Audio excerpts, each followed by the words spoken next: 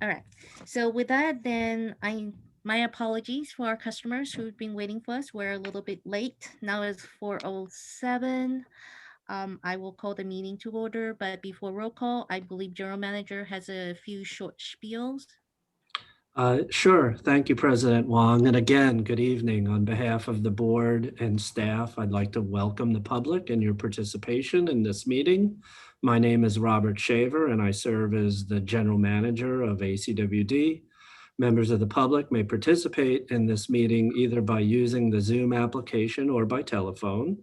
If you're participating by Zoom, we ask that you keep your mics muted unless you're speaking, and you also may be placed on mute by the district secretary. And the district secretary will unmute participants at the appropriate time when the board is receiving public comments. In Zoom, you'll be able to follow along and view the presentation materials as they are presented to the board. And at any time, you may submit a question or raise your hand in Zoom if you're muted and you have any questions or you would like to address the board. And we will occasionally check in with the public to see if you have any input. The Zoom webinar will be recorded and will be made accessible to the public for future viewing. Again, thank you for attending, and this particular meeting has no closed sessions. Sethi does not have video. Paul Sethi here. I will observe, I don't see the public attendee. There are a number of Oh, yeah, attendees. I see. Okay, now I do. And Paul, you also are not on video. Yeah, okay. I'll get myself on video here. Thank you. Thank you, Director Reed. I welcome our members of the public. Thank you. Thank you, Director Sethi. Thank you, Director Weed. And I'd like to say welcome to our customers to attend our 4th financial workshop for this year. With that, Gina, roll call, please.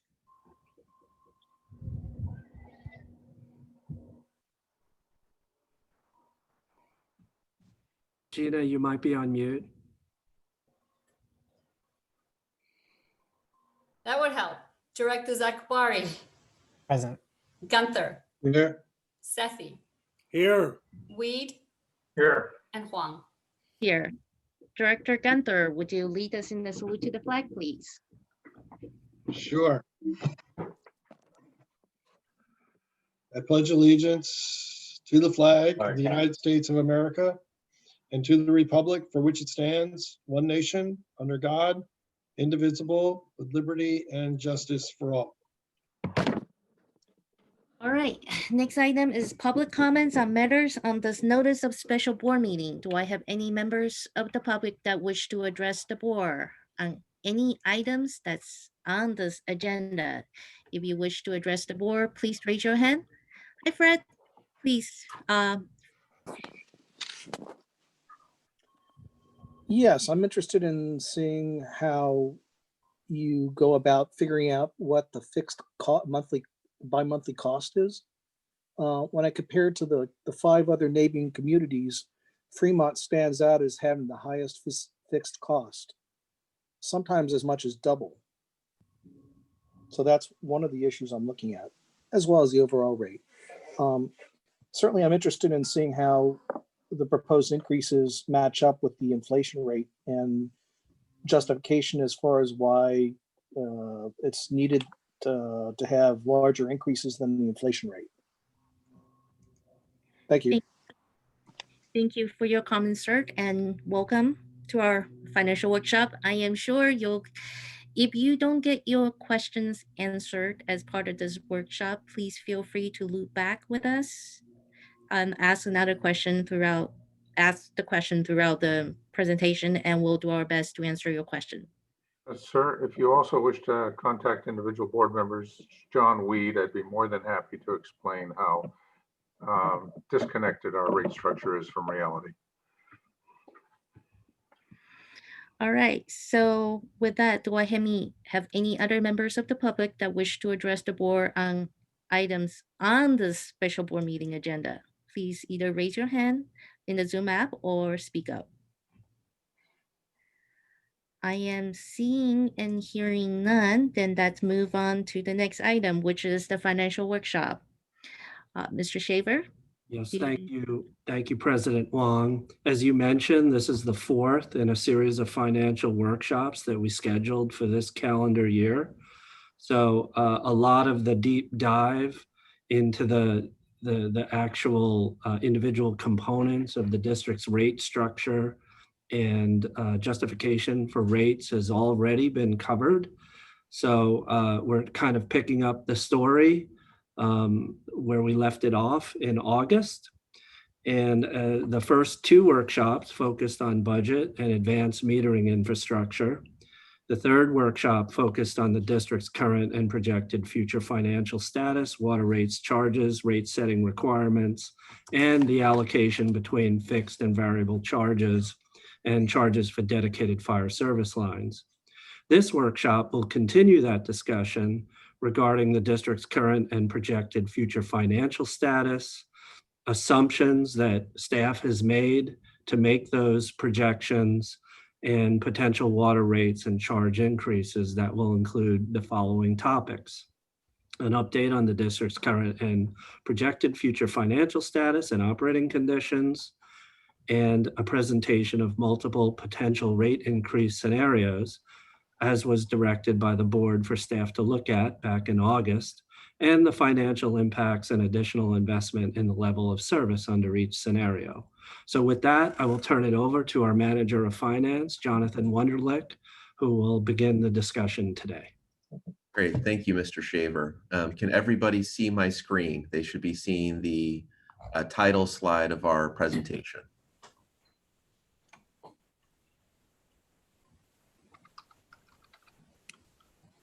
All right, I see a thumbs up from Bob. All right, so our presentation overview, we'll have a little introduction, provide an update on the cost of service analysis, provide the financial plan update. There are a few updates since we met just a couple of months ago, and then review the various scenarios. In here, we're trying to be responsive to the feedback that was provided a couple of months ago in terms of the information provided and the scenarios presented. And then discuss, what our potential rate adjustment and public outreach plan should look like. So in terms of board guidance, we're really the main thing we're looking for board guidance on this evening is the potential water rate adjustment. I would say ideally from a staff perspective, at the conclusion of this workshop, we will have a good idea what we should bring back to the board in December for a specific proposal. So with that, I'll just provide a brief update on the cost of service analysis. We are not presenting that this evening. It's not quite ready for presentation yet. Raftalis is nearly complete with it. That's why they're not on the call. They got the night off. And to Fred, our member of the public who's on the call, that cost of service analysis would actually go into a lot of detail behind how the fixed charges specifically are calculated. And so that will be ready and will be presented when we next discuss rates. The study is based on the current budget, and it does maintain the same allocation between fixed and variable revenue recovery. So in that regard, the fixed charges would not change much because they would continue to collect approximately 1/3 of total system revenue, while the variable commodity charge would continue to collect about 2/3 of system revenue. The study is evaluating also the charges for dedicated fire service lines in addition to the regular service charges and commodity rates. Now, of course, I have gotten some preliminary feedback from Raftalis, and they do suggest that the updates do not look to be significant. And so we look forward to presenting that at a future date. The ratio has slipped from one time it was 2/3, 1/3. It's currently 3/4, 1/4. I'm not familiar with that. You know, our current ratio is about 1/3 fixed charges, 2/3 service, or excuse me, 2/3 commodity charges. Well, the last report we had showed 76% commodity, 24% fixed. It slipped because we haven't changed. We're selling a lot more water. Director Weed, I recollect in the last presentation we had in August that there was a graphic chart comparing us to other districts in the Bay Area, and we were exactly at 33% on the fixed charge. At one time we were, currently we're not. We have. That was what was presented in August. That's all I'm saying. Yeah, Okay. and that's still our overall revenue. It's possible that in these high consumption months in the summer, of course, that we're a little higher on the commodity, but that evens out over the course of the winter. And for this fiscal year, we expect it to be approximately 1/3 on the fixed service charge and 2/3 on the variable commodity charges. At the last rate structure, we had a report saying of the rate increase, 95% was related to fixed cost, 5% to variable cost. That pattern has continued for several years, and we continue to go in the wrong direction. And Director Reed, we definitely respect your opinion. But John, before we move on, I believe our customer Fred has a question for us. Okay. Yes, on that, there was that graph which shows where Fremont ranks compared to all the other cities, and it uses an assumption of 10 cubic feet per, I guess per month or per billing period. Is that, but you're saying that's no longer true. It should be more 2/3, which meant, but what should the average be? So what I'm referring to is overall system revenue, and the typical residential customer uses about 16 units of water, and each unit is 100 cubic feet, and that's per bi-monthly billing period. And for that typical customer, it is a little over 40% that is on the fixed charge, and a little under 60% they pay by way of commodity charge. The reason why it's 1/3 of overall system revenue is the fixed charge, even though the typical residential customer is a little over 40%, is because of our commercial and industrial customers who have pretty significant consumption compared to what they pay in a fixed charge. There's also absolutely no correlation between our expenses and our revenues when it comes to the split between fixed and commodity cost. And that's because of arbitrary decisions of the part of the board. Director Weed, with all due respect, we disagree with you, but I would recommend that we allow Mr. Wunderlich to continue with his presentation. Perhaps we'll take a pause in the bid to answer questions and take comments. Absolutely. So actually, that concludes my component of the presentation at the beginning. I'm going to turn it over to Mr. Aum, our supervising financial analyst, who's our real expert on all of these scenarios in our financial planning model. And so I will turn it over to him to guide us through the next parts of the presentation. Okay, I will do that. Thank you, Mr. Wunderlich, for the compliment. Hold on, Director Sethi. Yeah, sorry to interrupt you, Sydney. Paul Sethi here. I just want to remind the board, and especially our public members here that are participating, that in previous board meetings, the financial workshops that we've had, our fixed costs are about 85% of our total costs for the district, 85%. And what we've been steering toward with the increases in the fixed charge over the last 10 years is to better reflect the actual fixed costs of running the water district. And so it's not just the fixed charge on your water bill that accounts for how we try to match fixed costs with revenues that come into the district. So we have property tax revenue. We have other non-water revenues that come into the water district. And staff has presented that we are now at about 92% of our fixed costs being covered. 8% is variable. And that is, if we had a major drought or an economic disruption, major earthquake, about 8% of our variable costs could be vulnerable right now.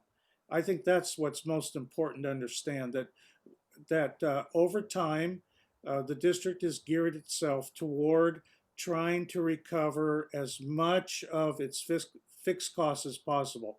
Part of that comes from the fixed charge, the service charge on the residential water bill. And I'm a believer as a director that water is a service, much like sanitary service, that you get fire protection for your home. We maintain all of the 8,500 fire hydrants in the district, that this is an insurance policy on your home, that you get 24/7 water service, etc. And so I have been a proponent since I started on the board of increasing that fixed charge 100% when I first started, and much more later on, so that we have proper cost recovery for the district. And so, just to reiterate, we have about 92% of our costs now being covered by the fixed charge and other non-water revenues, and 8% that is maybe vulnerable to the variances that go on with the economy or drought and things like that.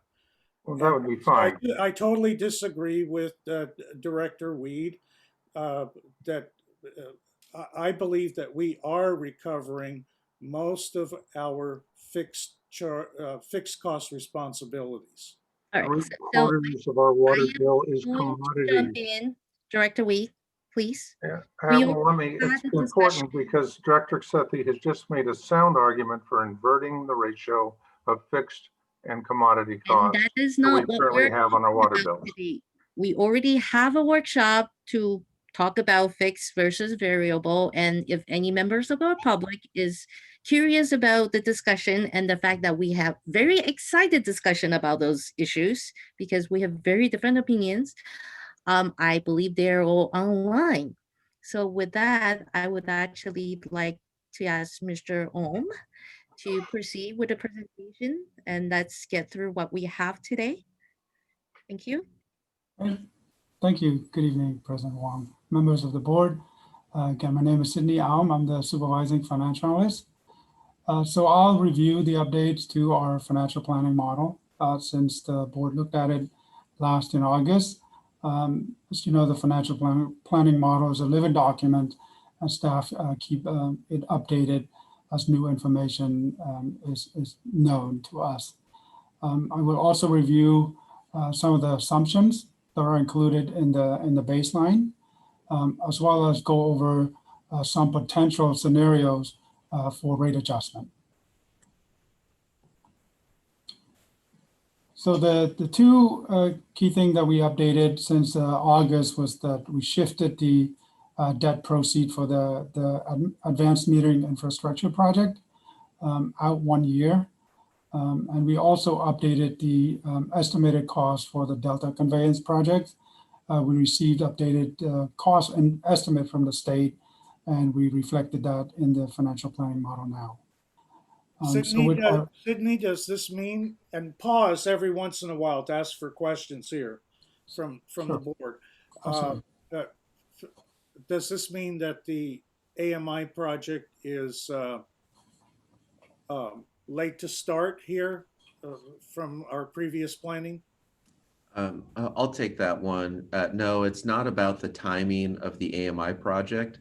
It's that we've heard from the state water board that the state revolving fund does not have funds available this year. this fiscal year, that it's fully subscribed. So we will be shifting our focus to the next fiscal year to receive those funds. Okay, thank you very much. Thank you, Mr. Wonderlich. So we have a new status quo. We call that the new baseline, and it includes the assumption, as noted here in the 2 bullets below. The cost for the N3 Ranch partnership purchase is included. And also we added 3 new positions to address priorities that we heard the board discuss in the past. Those could include additional capital delivery program, conservation program, or other operational needs. Again, staff will bring this back. There's no decision requested tonight. Staff will bring this back to discuss with the board during our upcoming budget process in the spring. Here's just a summary of all the assumptions that's included in the new baseline.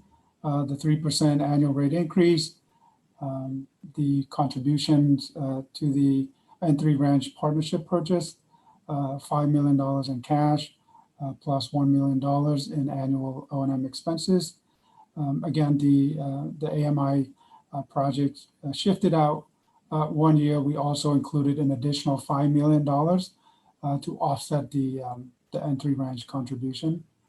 There's no pandemic-related decline in bill consumption that we assumed for the new baseline. And we also maintain the current capital improvement program that the board adopted during the budget process. Our payment schedule for pension and OPEB remains the same. The bill demand eventually increased from 34 MGD to 35.15 MGD, a million gallon per day, as well as the 3 new positions.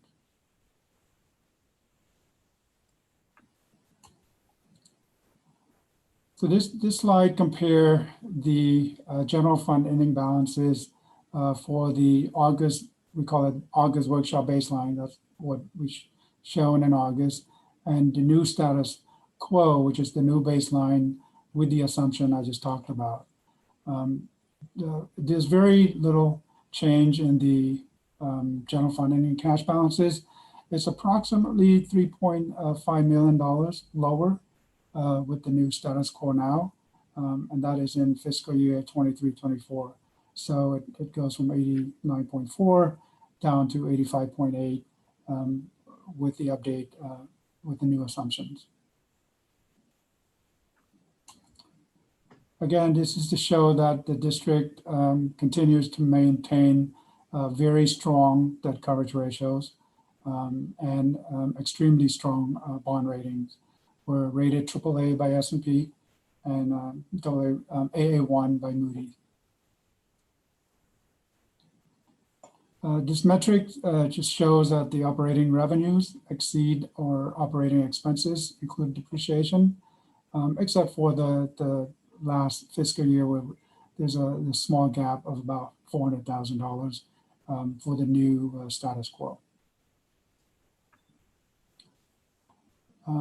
These metrics show that there are funding gaps between the rate revenues as revenue the district collected from water rates, compare that against the operating expenses, plus the general fund capital improvement program. The district relies on other funding sources to fill that gap, and there are sufficient funding and other sources to fund that gap. This is just a high-level look at our capital improvement program over the next 9 years. So the new debt for the AMI, they're shifted out 1 year, shown in the pink bar there. Okay, so this, Sydney, maybe this is a good time to pause quickly. We've reviewed our assumptions and the typical metrics we review. Are there any questions or feedback at this point before we proceed through the various scenarios? Questions or comments from the board? I don't have any. Thank you, Director Seppi. All right. I'll just make Director- one that to remind the public that there are major disagreements between several board members and this issue. And as Director Weed said, they're certainly welcome to contact me and hear some of my opinions more in depth. We don't necessarily agree with some of the board members. I tend to be more in line with where Director Sethi lies at this moment. So just wanted to make that public information. Thank you, Director Gunther. And I was just about to ask if any members of the public have questions or comments. I see Fred, you raise your hand. Can you please address the board? Yes, thank you. So on your slide for SIP and funding sources, it looks like the peak occurs in 2022. Yeah, back once, the previous slide. No, the one with the green on it, I guess. Yeah, there seems to be a peak at 2022. What's causing that? Yeah, so President Wong, would you like me to take that one? Yes, please. So the district is currently engaged in several pretty significant capital projects, including advanced metering infrastructure, fish ladders in the creek, as well as several significant main renewal projects. And the timing of those multi-year projects just happens to have significant construction dollars all in the next fiscal year, 21-22. Does that address your question, Fred? Yeah, does that also include the ranch acquisition? No, the ranch acquisition, that money, I believe, Sydney, correct me if I'm wrong, is that included in the current fiscal year? That is not included in the current fiscal year. Oh, so it's next fiscal year? Correct. Okay, yeah, so it includes 5 million then as well for the ranch acquisition. Thank you, Mr. Wonderlakes. Thank you, Mr. Wong. I believe Ken N has his hand up too. Please address the board. Yes, actually, this is a question more, I think, for Mr. Wunderlich. I just wanted to clarify, going back to your debt coverage ratios, that ratio is really represents only the bonded indebtedness of the district and doesn't include other liabilities such as pension and OPEB. That is correct. So that ratio somewhat overstates the amount of money the district has to pay its liabilities. Yeah, so the way that it's calculated is we take our available revenues and subtract off our operating costs. And our operating costs do include the amount we spend on those employee benefits. And then we take what's left, that's called net revenues, and divided it by our bonded debt. So the amount we pay for those benefits, I guess I would say, is considered in the numerator, but it is not a part of the denominator. Thank you, Mr. Yeah. Wan. Thank you. Do I have any other customers that wish to address the board? If you wish to address the board, please raise your hand in the Zoom app or just speak up if you are just on the phone. Seeing none and hearing none, Mr. Wunderlich or Mr. Wong, which one of you will be taking us to the next segment? Mr. Aum will continue to take us through the different scenarios. I'm happy to continue. Sure. So this slide shows just a few potential rate adjustment scenarios that are in the presentation, looking at a 2-year rate adjustment of 1%, 2%, and 3%, with the potential additional funding toward either an pension, OPEB, and or main renewal program. Again, these are just some of the scenario that we heard the board was interested in looking at in the August workshop. So we came back and we just plugged in these scenario. We can look at other scenario. We have the financial planning model open. If the board wishes to see other scenario, we'll be happy to show that as well. So with the 1% rate adjustment, we assume that there's no additional funding for any new program, but we would maintain the status quo expenditures. And we'll be looking at the Sydney? general fund. Sydney, Yes, sir. question. I would appreciate it if you would pause every once in a while to ask if there's any questions. So on that previous slide, does that include the 3 additional positions that you were mentioning that we would fund or not? It does. Okay. So status quo means we are supplementing 3 new positions. Yes. Okay. Yep. And I should add to that.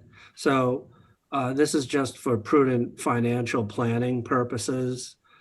We've been holding the line on staffing pretty much through my tenure as GM.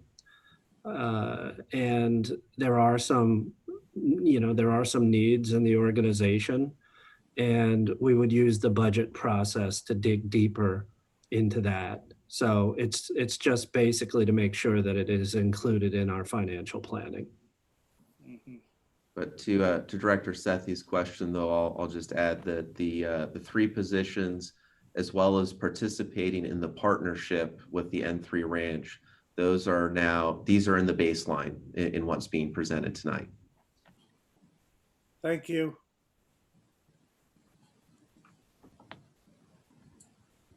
Okay. So this is looking at our general fund ending balances for the 1% rate increase.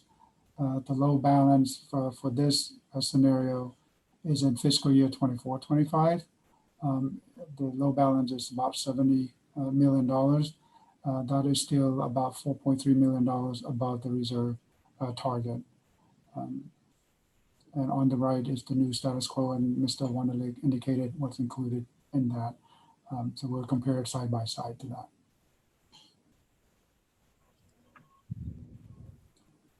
With the potential 2% rate adjustment, there would be funding available that could be used for either additional capital projects or a faster pay down of our pension OPEB liabilities.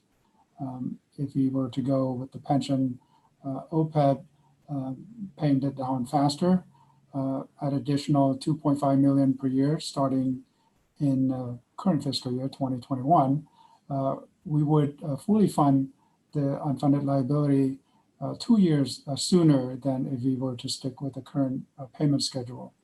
And that would save the district about $11 million in total payments.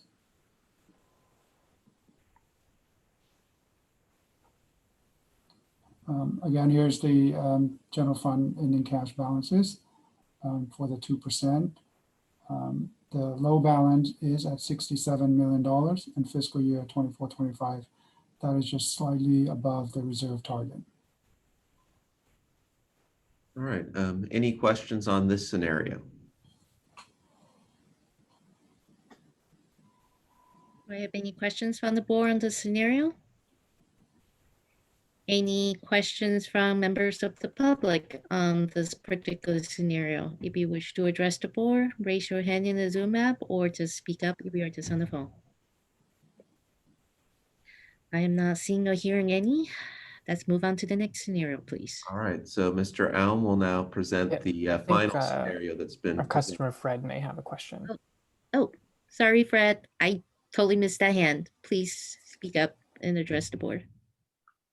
Can you put up can you create a new slide at some point to compare between the 1%, 2%, and 3% on the same graph, as opposed to having 3 separate graphs with 3 separate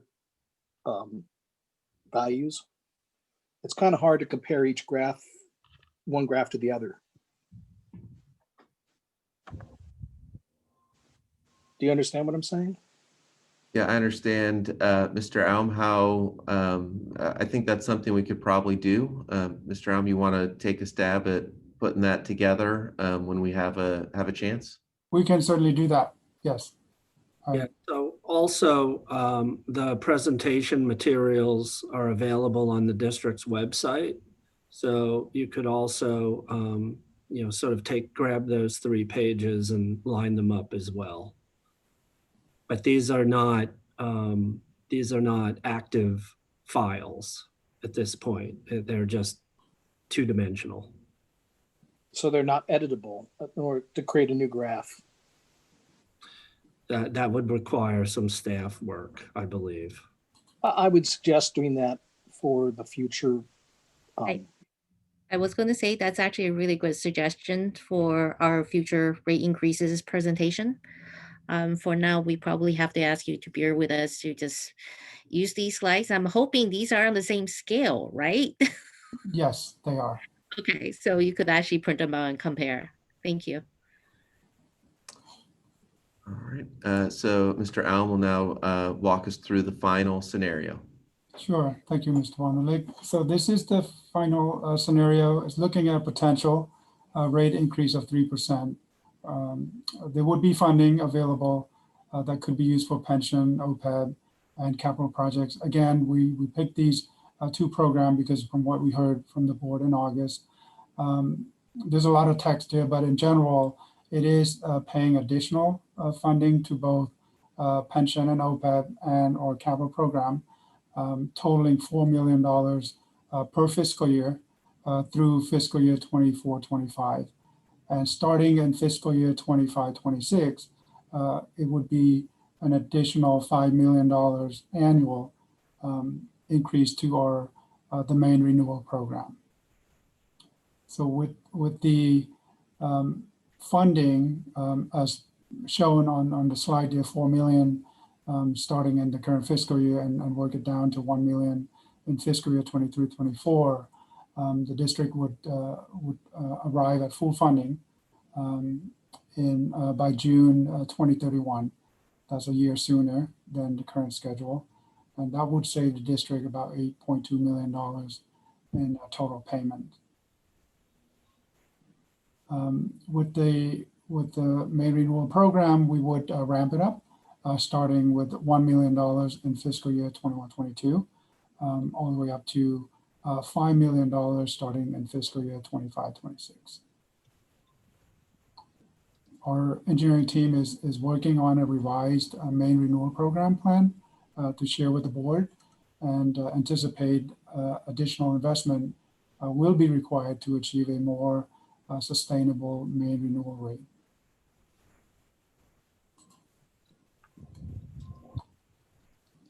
Here again are the general fund ending balances for the potential 3% rate adjustment. As I mentioned earlier, it would provide additional funding for both the main renewal program and faster pay down towards our pension and OPEB liability. The low balance here is close to $69.2 million in fiscal year 24-25. That's approximately 1.7 million above our board reserve target.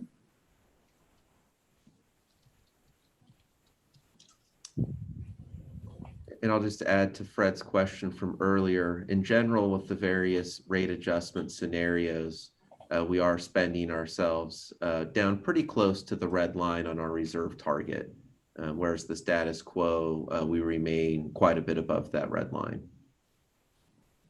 Are there any questions at this point about the latest scenario? Questions or comments from the board directors? How many more slides do you have to go through? I do have some comments. Not too many. We probably just have about another 5 or so slides until we get to kind of the conclusion section. Okay, I'll hold off on comments right now. Okay, questions or comments from members of the public on this particular scenario? I am not seeing any hand raised or hearing anything. All right, so I think we can move on. This slide showed the updated average water bill comparison with other water agencies in the region. The data is as of July 29, 2020. This is based on 16 cubic feet or 200 gallons per day in consumption bi-monthly and a 5/8 or 3/4 inch meter. So we surveyed other agencies in the region, and we compare ourselves to that. There's 4 red lines for the district. So currently we're at the one $130.15 water bill for the bi-monthly. That is, so we're at the lowest 1/3 compared to the 32 agencies. With the different potential rate increases, as we discussed, whether it's a 1%, 2%, or 3% over the next 2 years, those are would be the rate or the billing for the district, ranging from $133 to $138 for the bi-monthly bill. And that would push the district to be slightly above the lowest 1/3. Just want to note that. So the board was. Sydney, I do see a hand Yes. raised again Okay. from a member of our public. Can you point out on the graph which one's San Jose? You know, I can't. We generally do not list the other agencies. Sometimes they, you know, they feel like they get called out when they're on the higher end. Can you pick out 5 of the adjoining cities or neighboring cities to Fremont? I guess, Sydney, do you have the data available to pick out Hayward and Milpitas? I do. I can look that up real quick. Just give me 1 second. So what other names do we want to look at? Hayward and Milpitas is kind of the neighboring cities to the north and south. Hayward. If I may make a comment to our customer here, we do have another chart, which I think is available, that does point out the cities here. The upper end of cities here that are in fact close to twice as much on their water charges are primarily the cities on the peninsula from San Francisco down to Santa Clara that rely primarily on Hetch Hetchy water, which is the most expensive water in the state, and they don't have other sources of water. At the very low end of the scale, you will find Milpitas and Pleasanton, and Sunnyvale that subsidize the cost of water to their residents. Okay, they're purchasing water wholesale and then they're subsidizing it to their residents. City of what am I looking at here? Your city of Hayward is 100% reliant on Hetch Hetchy water, the most expensive water in the state, because they don't have a groundwater basin like we have here in the Tri-City area. So Hayward pays for the most expensive water in the state, and then they subsidize it. So there's a lot of variability here in how water is charged to the end user. We are a water district that directly bills our ratepayers. But if you go over to the Tri-Valley area, Pleasanton, Livermore, Dublin, Zone 7 Water Agency is the wholesaler, and then the cities are subsidizing the cost of water. So I just want to point out the variability that's going on here and what you might see in a representative chart of the exact cities and what's going on. It's not apples to apples. Thank you, Director Sethi. That's a good clarification. Mr. Owen? Do you still want me to answer the question on where Hayward falls, or? Sure, Hayward and Milpitas. Okay, Hayward is the number 17, and Milpitas is 19 on the chart. So I went to the website, and apparently Milpitas is $141, which is more, but all the other surrounding communities are less. Hayward is $124, and Santa Clara is $121. Sunnyvale is $98, which I guess is a huge subsidy. So comparing it to Peninsula is kind of disingenuous. It seems to me you should be comparing similar similar cities, because these are the rates that I, as a customer, end up paying. So that's actually a really good point, but I think what Director Sethi was trying to say is it's actually very difficult to find comparable agencies in that sense. We are a special district, we're not a city, so we are not allowed legally to subsidize our water rate. The peninsula, unfortunately, they only buy they usually all use hedge water, so their water is definitely more expensive, even with subsidy. So there are actually a lot of variability, making comparison very difficult. Generally, we provide this chart as a way for our customer to benchmark against other Bay Area entities, for example, their friends or families' water rate. But I do agree with you, it's not 100% apples to apples. But to do one of those charts, personal opinion would be fairly difficult just because the uniqueness of the different Uh, water surveyors. I would add to President Wong here, Fred, our customer, that the voters of California passed Proposition 218 in the mid 90s. And they specifically, when we passed that proposition, wanted to take away the ability of water districts to subsidize water rates to their customers. So we are actually prohibited by proposition written into the California Constitution, and this makes it very difficult as a county water district under state law to subsidize our rates.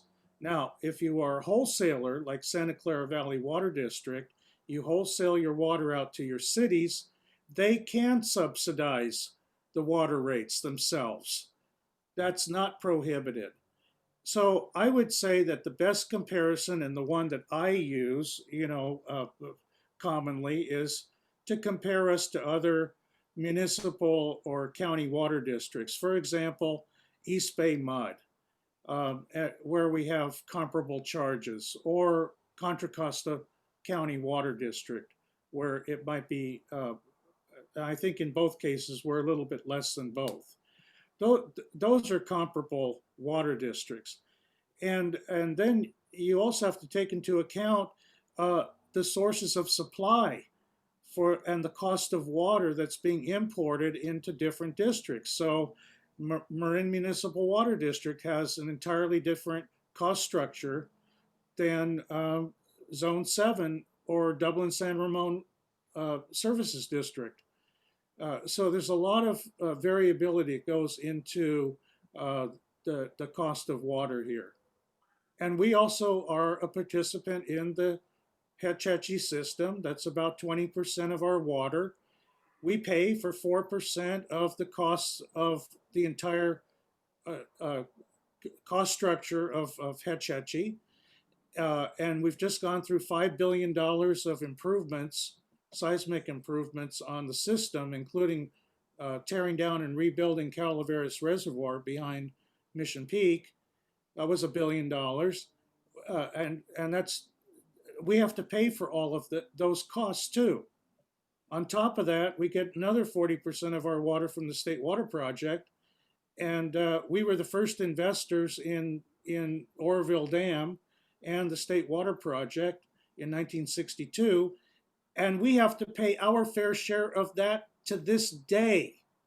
So those are all factors that go into our water rates. Thank you, Director Sethi. I believe I have one brief clarification, if I might. Well, we keep focusing on the cost of water. The true reality is the cost of water, as a general rule, is about 20% of the total cost of the bill, but 80% is service charge. And that reflects, that's a general rule for everything.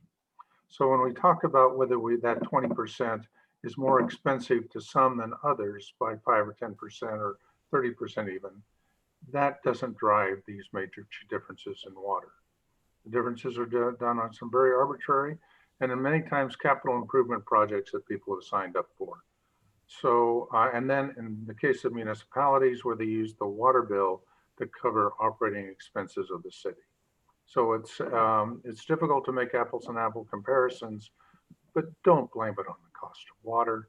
That is a minor player, and that's what's so dishonest about our current water rate structure. And Director Wee, I respectfully disagree with some of your comments, but I'm just going to say we have comments from our customers, and let's just take these two comments and let's move on to get through our goal, to get through the presentations before we have another long and drawn out discussion. So Fred, do you have your hand up first? Yeah, I do appreciate this graph because it does represent out-of-pocket costs for real consumers. Even there might be subsidies hiding behind the cities, but this is still a valuable thing to have is if it was labeled properly. And something geographically that makes sense. Okay, thank you for your comment. We will definitely think about that. Ken N, I believe you have a comment. Yeah, I mean, the points made about this graph are valid, and to Fred, I think there is a graph on the website that actually has enumerated or the districts written out. And to Director Sethi's point, yeah, in order to make a fair comparison, you have to look at the water suppliers that are bound by the same rules, notably Prop 218, right, under the Special Districts Acts.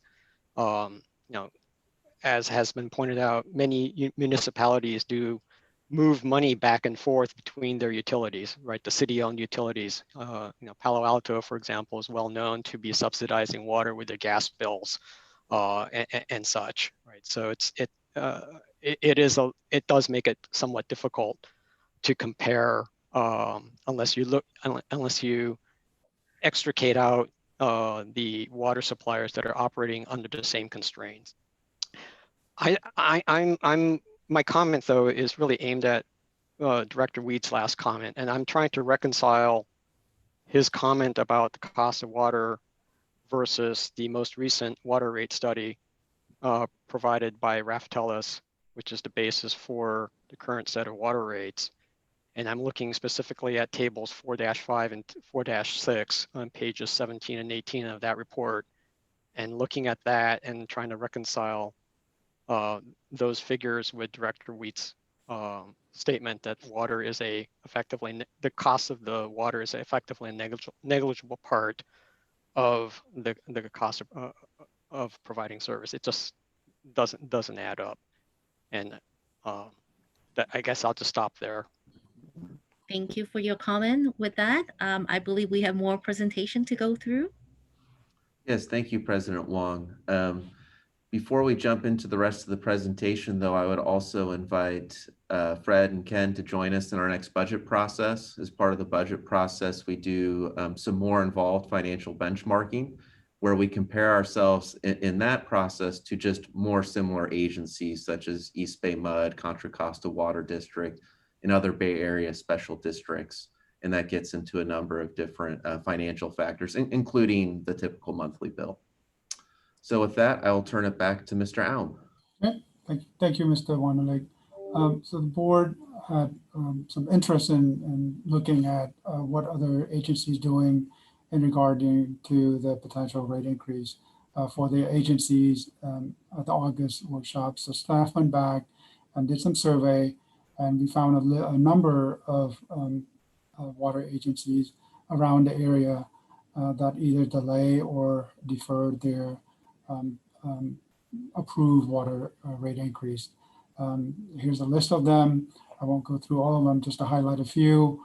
Valley Water, at the very bottom there, they're deferring their rate increase until July of 2021. Zone 7 postponed their rate increase until December of 2021. I mean, those rate increases were already approved, but they're just deferring it or postponing it. And you can see what other agencies are doing as far as deferring the rate increase. This is an update to the slide that we showed at the August board workshop. The August workshop, we showed the district past due balances through the month of July. So we had data for August and September. So we included that in this chart. So the average past due balances over the past 12 months is at $713,000. But the 31 plus day balances average is only $222,000. Look at the July to the September, there's an increase in the total past due, but for the 30-day plus or 31 plus days have flattened. Over the past 4 months, they remain at about 45, 46% of the total past due amount.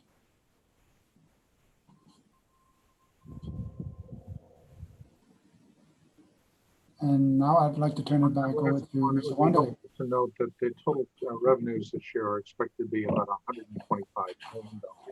So $600,000 of past due would be highly favorable, and we are the envy of the state. Yeah, from a staff perspective, we think the past due balances are something that we need to continue to pay close attention to. And we have started doing quarterly reporting to the Finance Committee, but it's not yet at a level that we're concerned about. And certainly the increase in past due balances the last month or two are pretty standard this time of year, actually, because water bills do tend to increase during the summer because consumption goes up. So it makes sense that it goes up a little bit. What will be telling for us is as we get into winter time, will it come back down a little, or because of the pandemic and the policies where we're not doing collections now, will it still continue to go up? So in effect, people are getting a free loan from the district if they choose not to pay their bills. No interest. Director Wee, I guess we have to disagree because when I look at this chart, I look at potentially we have customer that potentially is experiencing financial hardship due to COVID. So I think we should agree to disagree and move on. All right, so typically when we go through a rate increase process, in addition to the formal Prop 218 notice, we also engage in some additional public outreach to make sure the community is well aware of what's going on. Typically, we would do some community information meetings. We did those in person 2 years ago. This time they would have to be virtual meetings. We would typically do some level of presentation or notification to, other government and community organizations in the Tri-City area.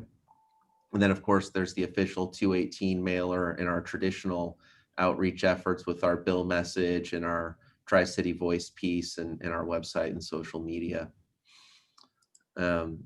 So that concludes the various scenarios and presentation from staff. So with that, we would look for board feedback and discussion as far as what sort of assumptions and water rate adjustment we should be looking at so we can be fully prepared to present in December. Do I have any questions or comments from the board? Well, John Weed, I would note that, well, this is great for our current income and expense statement. Another chart which was not shown is that the board's net financial position has increased by about $50 million a year for each of the last 2 years. Much of that is based on the fact that we are leveraged to the positive when we sell more water, and we've been selling more water. So when you have almost a 400% markup on your commodity charges, you have an extraordinary incentive to sell more water, and we've been very successful in that. Thank you. And once again, I will disagree with your characterization. I will let other directors speak first because I actually would like to see a different scenario than what you presented. So Director Sathi, Director Gunther, Director Akbari, do you have any comments right now, or should I ask Sydney to run something? I'll pitch in here. Director Sathi. Okay. So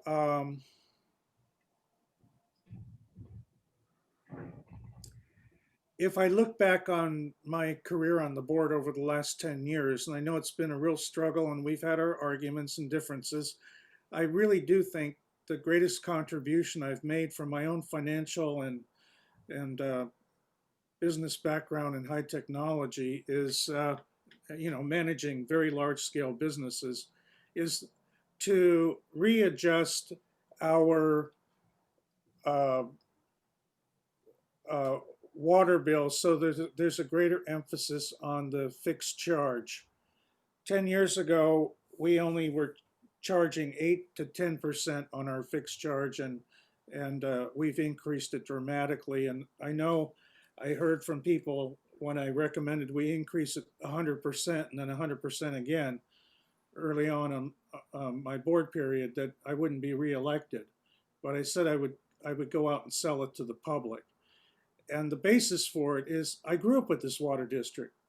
My dad was a civil engineer working for this water district growing up in the 60s, 70s, 80s. And I saw all of the ups and downs of the district and nearly being acquired 3 times by private entities like Cal Water or San Jose Water Company because the district couldn't meet its financial obligations. And this was due to the droughts like in the 70s or recessions or between 87 and 92, the combination of both drought and recession. And I honestly couldn't tolerate that anymore because the rates were bouncing around all over the place. And even under Director Gunther and Weed, way back, we had like 25% rate increases that were going on. And so I have felt a responsibility as an elected member of this board to bring about rate reliability, rate stability, rate predictability. And I really honestly believe that we've gotten to that point now after a lot of hard work where based on the 10-year outlook that the finance department presented in late August, we're looking at 3% rate increases through the rest of this decade. That to me is an accomplishment for the public. Something tied to the rate of inflation or below. And our outlook over 10 years is 3% per year. To me, that's a great accomplishment. So I support going forward with a 2-year Prop 218 notice with 3%. I believe that it's very important for us to accelerate our main renewal program. So I was glad to see that in the staff presentation right now. Let's get that moving forward. We're far behind right now. And lastly, I believe that the 3% rate increase helps us to pay off our pension and OPEB obligations. And in the long run, that is a benefit to the community that we're paying all that down. It will cost us a lot more if we don't do that. So I'm not into the rate deferral stuff that's going on in other communities.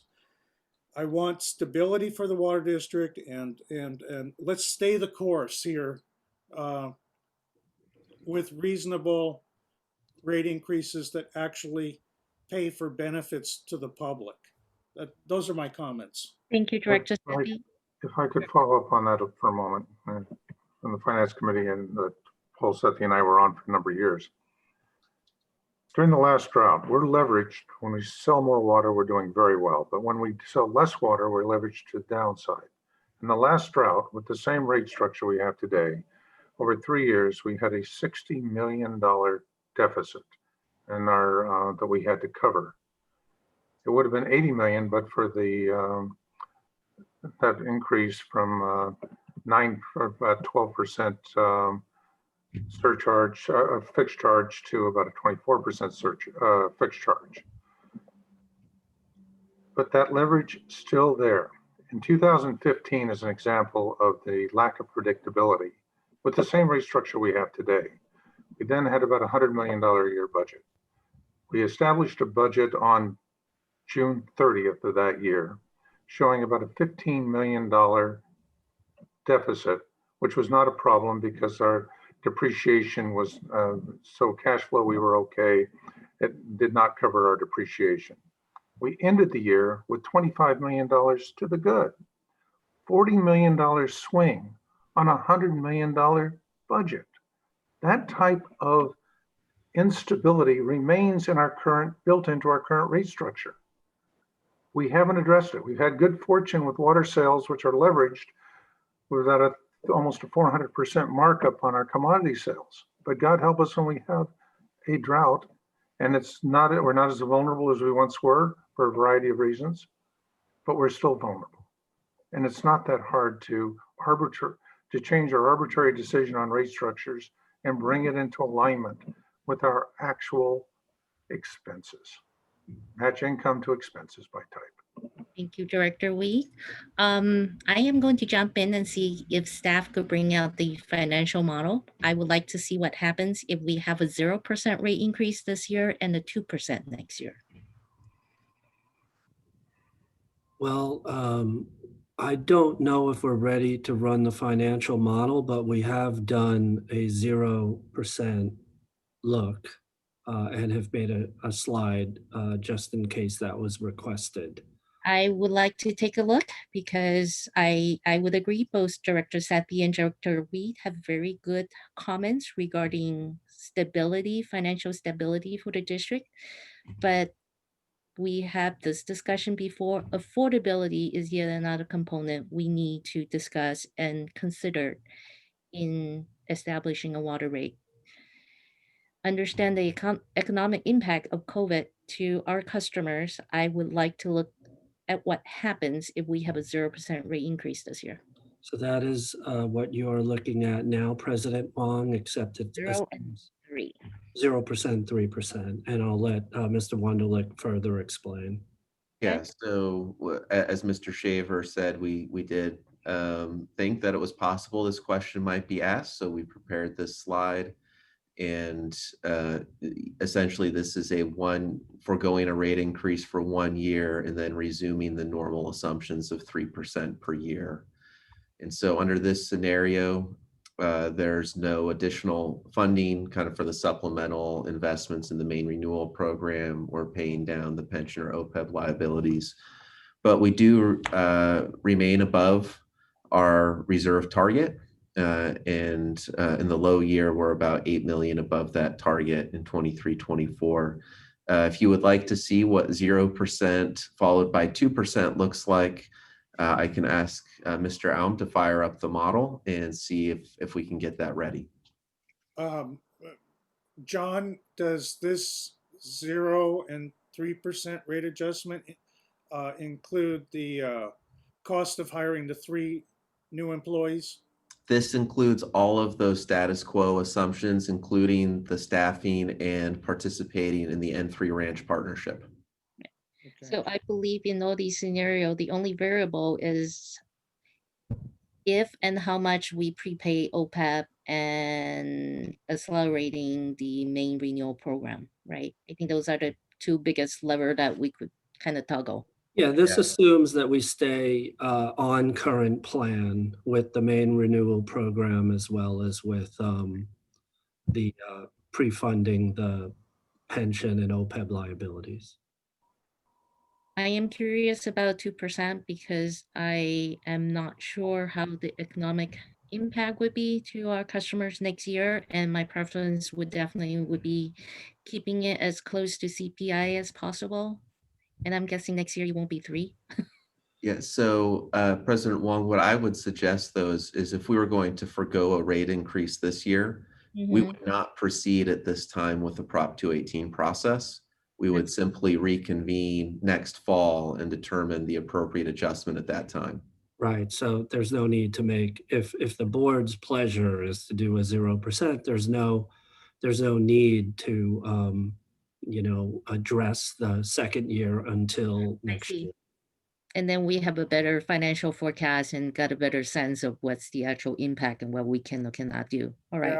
Yeah, President Wong, Mhm. I'm not disagreeing with you, but I just want to insert that these are the same arguments that we heard 5 years ago when we did a rate holiday after coming out of the drought, which you know, I, these rate holidays actually set us up for failure down the road. And I think it's much more tolerable for our community to have the slight rate adjustments that are necessary. And otherwise, we get into a situation like we did last time, where all of a sudden we're telling the community we have to raise rates 20% or 25% right off the bat coming out of a rate holiday. And even I, as a customer, I'm scared of that. You know, I think what we need is to stay the course in a very steady position, much like I've run product lines in the past, um, where you have a good expectation of your incoming revenue, your projects, prepaying down your unfunded liabilities, and accelerating things like our main renewal program that the community really needs. This is we are on the Hayward Fault. We're And in year, I yeah, hold on. We're in year 152 since the last major quake of 7.0. And those quakes on the Hayward Fault occur every 90 to 165 years. Average is 140. We're well past that, and 2/3 of our district is in a liquefaction zone. We know that we're going to have 2,000 main breaks in this community as soon as that major quake hits. We need to prepare for it. This is an investment in our future right now at minimal cost to the community if we maintain a 3% rate increase. And we're looking at 3% for the rest of the decade right now based on our financial model. So let's get with it. and I will disagree with you respectfully. I am just going to highlight the fact that we do have a seismic retrofit program. We have an ongoing program. We've been implementing it. I understand Hayward Fault is potentially could go off at the next We've minute. gotten less than 2 miles done out of 40 miles that we had expected to get Director done Seth, over the last I 4 respected years. your We time. were supposed to get 40 miles done over the last 4 years, and we got less than 2 miles done. Director Seppi, it is my turn to speak. I respected your reminder. That is your floor. I will ask you to pay the same respect to me and allow me to finish. If you look at our seismic program, you mentioned the word liquefaction. I live in Ardenwood. I made the conscious decision, and let's be clear to our customers now. No matter how much money you throw in it, there is no way to save the pipe within the liquefaction zone. We as a district, our program that we agree to, we have agreed to walk away. We focus our funds on things that we can control. On the mains, there is a reason for that. Let's not give our customer the false impression that we will fix all the pipe so that when liquefaction occurs, our lines won't break. It will. I understand there is definitely a need for financial stability. But if you look at this slide that's in front of us right now, we could have a rate holiday and still not have a 25% rate increase. This particular scenario is 3%, and we still will have a stable financial future. Yes, we're definitely doing a lot better right now. But staff has looked long and far using their model, and you have to consider, yes, it's nice to speed up all our different programs, but we have customers that's on fixed income. Yes, granted, I understand we brought the fact that they own multi-million-dollar homes. That does not mean they have the cash for their month-to-month allowance. We need to consider affordability when we make these type of decisions. We are not a corporation. We're a water district that serve our customers. We, unfortunately, are also a monopoly. In our decision making, it's not just pure business. There is a human side of it. We work for our customers. They vote for us to represent them. not to run this district like a business. So that would be my request, is that we have a rate holiday. There is no way I'm going to support the 3% rate increase for both years, understanding that our customers are facing financial hardship. Director Wong, let me offer a rebuttal here real quickly. And I'm not attacking you on your position, but I'm just trying to state the business case here. I do believe we need to operate like a business. And remember, 1/3 of our revenue comes from commercial, industrial, institutional customers in our district. I was not present for the last board meeting while I was on vacation, but the board did approve an increase in the, which I supported, in the Help on Tap program from $25 to $35 reimbursement on a water bill. I would actually be willing to go all the way up to canceling out the fixed charge on a water bill, if that's what it took to help out those customers at the low end of our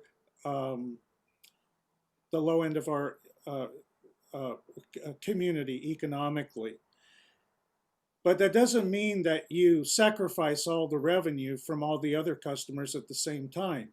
If we need to develop a program that helps out people that are in the bottom 10, 15% of our community, then let's do that. But you don't cancel out 3% of revenue that helps pay for the infrastructure costs of this district to all the institutional, commercial, and commerce in our community. That's just not a smart way to run a business. I think we have philosophical disagreements, and we have to respect each other's difference in opinion. I will have to tell you that there are people within this district that does not meet our Help on Tap criteria, but still need consideration from the district, that paying our increased water bill will still be an issue for them. And let's help them out. Let's set up a separate program to help them out. Let me point out something, if I might. The great bulk of the economically disadvantaged people in this community live in multi-tenant, multi-meter facilities where the property owner pays the water bill. They don't see a water bill. We have zero deficiencies and late payments among the multi-tenants. They're 100% paid. So that group, we have identified a Help on Tap program, which has identified 970 individuals out of the some 78,000 residential customers we have that are getting financial assistance of $12.50 a month. The water bill is relatively modest to begin with, and we're going to raise that to $17.50. I was happy to raise it to $20 a month. It is not a significant amount. And to warp an entire $125 million annual rate structure for a small group of people that already have a separate program for is absolutely irresponsible from governance. It is a complete, and that's a level of incompetence that we're running into beyond ineptitude when we start making those arguments. Director Weed, I will just pretend you did not just tell me I'm incompetent, and I will ask you to be professional in your adjectives, but I would just Well, I am in complete agreement with Director Weed's comments, period. Thank you. We'll have record reflect that both Director Sethi and Director Wee thinks Director Huang is incompetent because she wants to consider. There are other opinions. I am going to ask other directors to comment. Director Wee, hold on. Director Gunther, you have the floor. Thank you. First thing, I do not agree with Director Wee. I'm sorry, Director Wee and I disagree on this one completely. I am far more closer to Director Sethi's camp. However, I believe not 100%. First thing I'd like to do is, it's sort of a housekeeping thing, but on slide number 20, we identify the rate structure with a 5-8 and a 3/4 inch meter. And I do believe we've now changed that to a standard residential charge. We did that approximately 2 years ago, if I remember correct, because of the fire situation. And I think we should probably change that chart to reflect that that is a standard residential meter size. I don't know how everybody else feels about that, but I think that might be something we could do now, because not many people even know what size meter they have, but it is the standard residential meter charge. Second, I mean, I would like to see more more pipeline renewal. However, I'm living pipeline renewal right now. I can't make a left turn on my street for the last week. Actually, probably at least last week. So the projects are happening. The danger, and I don't think we'll ever hit this point, but it's possible if we don't watch out, we start tearing up all the streets. This project out here, which I'm not even allowed to vote on because it's so close to my house, is huge. This is one massive project. And those take time, they take effort, they take planning. We lucked out on this one because the schools aren't in session. We've had minimal complaints. There've been a few chatter on next door, but in general, the residents are all with us on it. But there are lines, there are difficulties every day. This is a huge project. I don't know where these miles done figures are coming up. I believe we have done other projects. Be curious if we can get that straightened one of these days as to how much we've actually done. Now, this project was delayed. I don't remember how much it was delayed, but we've got 3 major projects starting now. Mine is well in full swing. I have not driven over at Driscoll and I have not been in Newark. But I will tell you this, Union City right now, you got one of our main streets tied up. That's a factor. And this project's gonna go for at least another year. We're gonna have, and it's gonna be just as bad, and school's gonna be back. And when school goes back, it's really gonna be back. I disagree completely with Director Weed on the fixed charge situation and how incompetent the district is. We're not incompetent.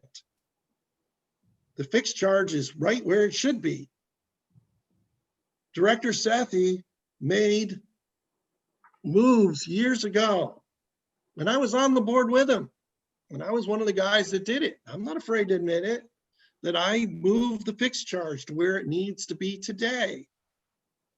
We're right where we need to be. We don't have to be going to change the structure. So really, I look at this as arguing over 0, 3, or 3. And I do agree that the rate holiday, we suffered years ago. That was painful when we went 0, 30 over 2 years. It was basically 0, 15, 15, or 0, it was gonna be 0, 25, 5, and we lowered it to 0, 20, and 5.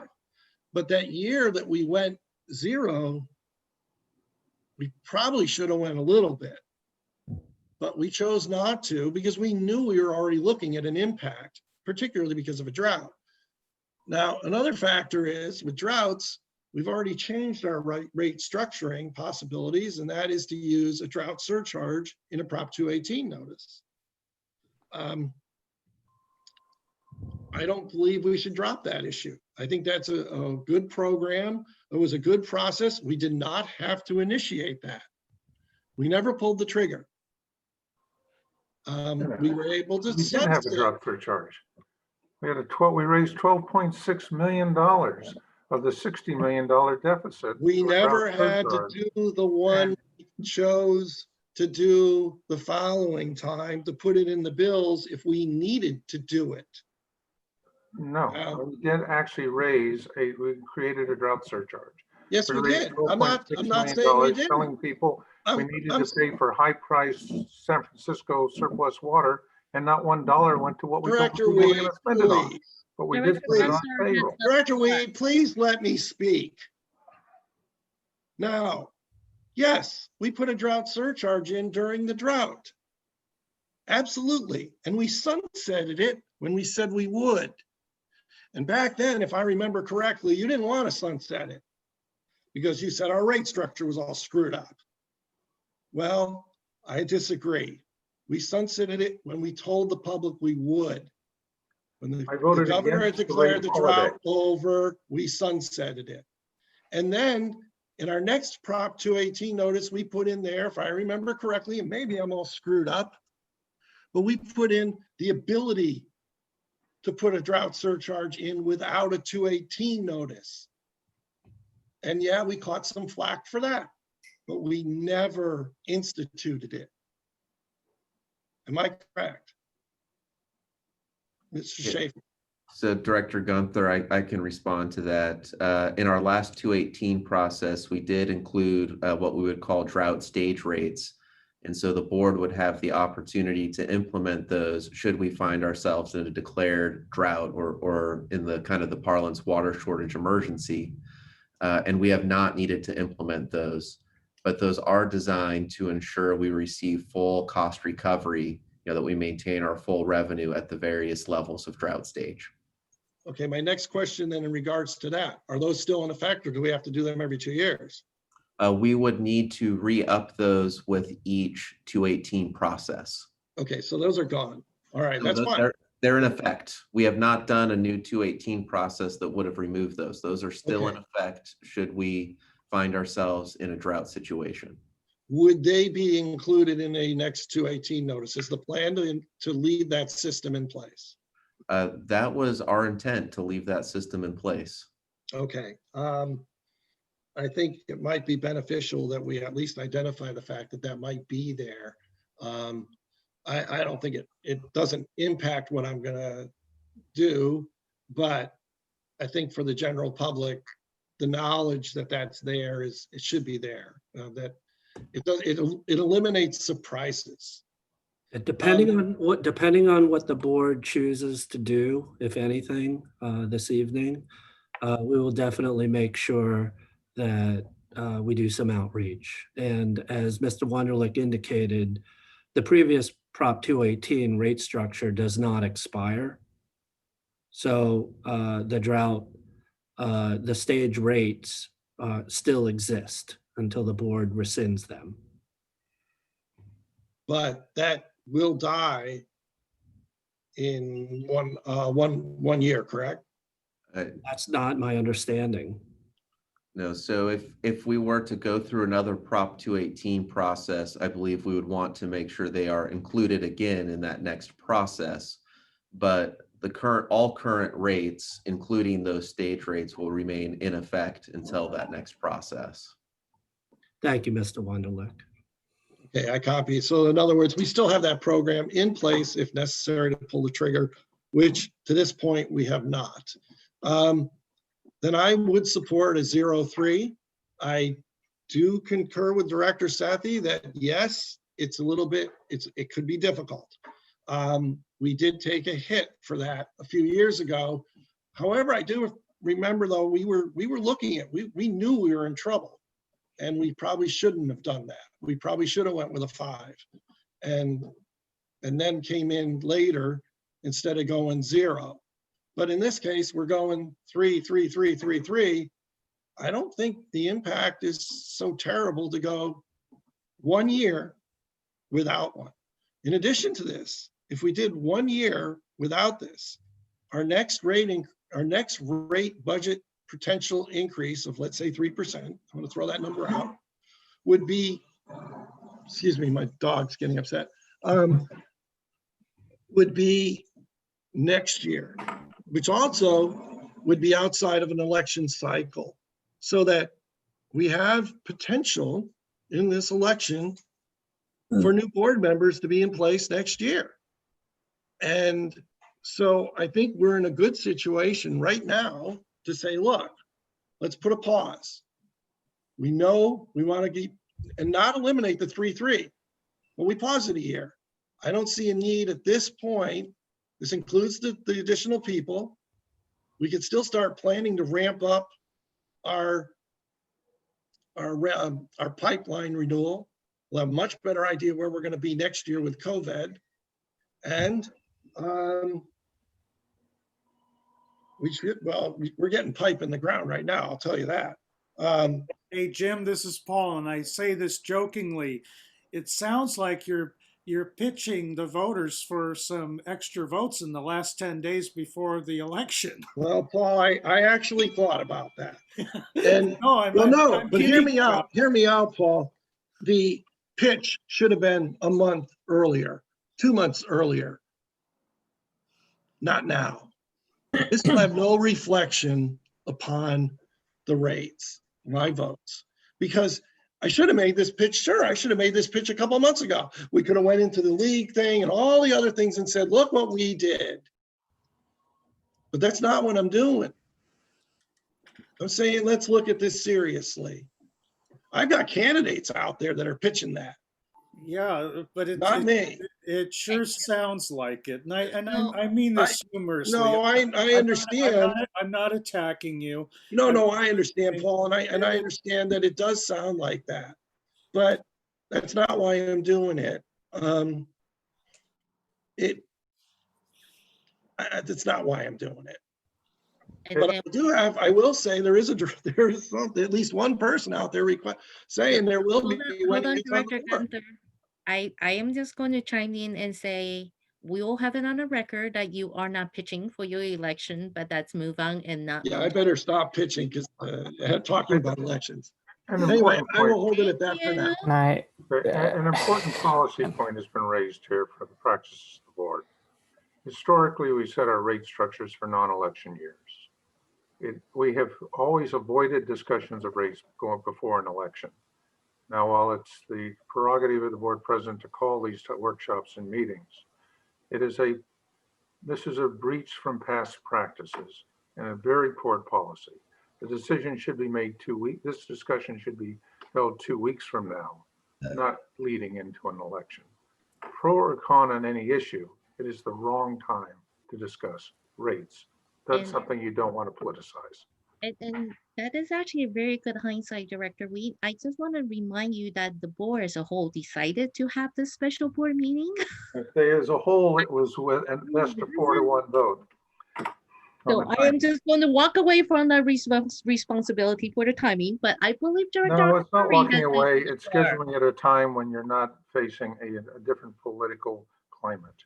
You want to we are not depoliticize going to rates. put politics on this board meeting, and that's definitely heard. And I am sure we will have a discussion as a board when it's appropriate about the timing. But I believe Director Akbari has the floor.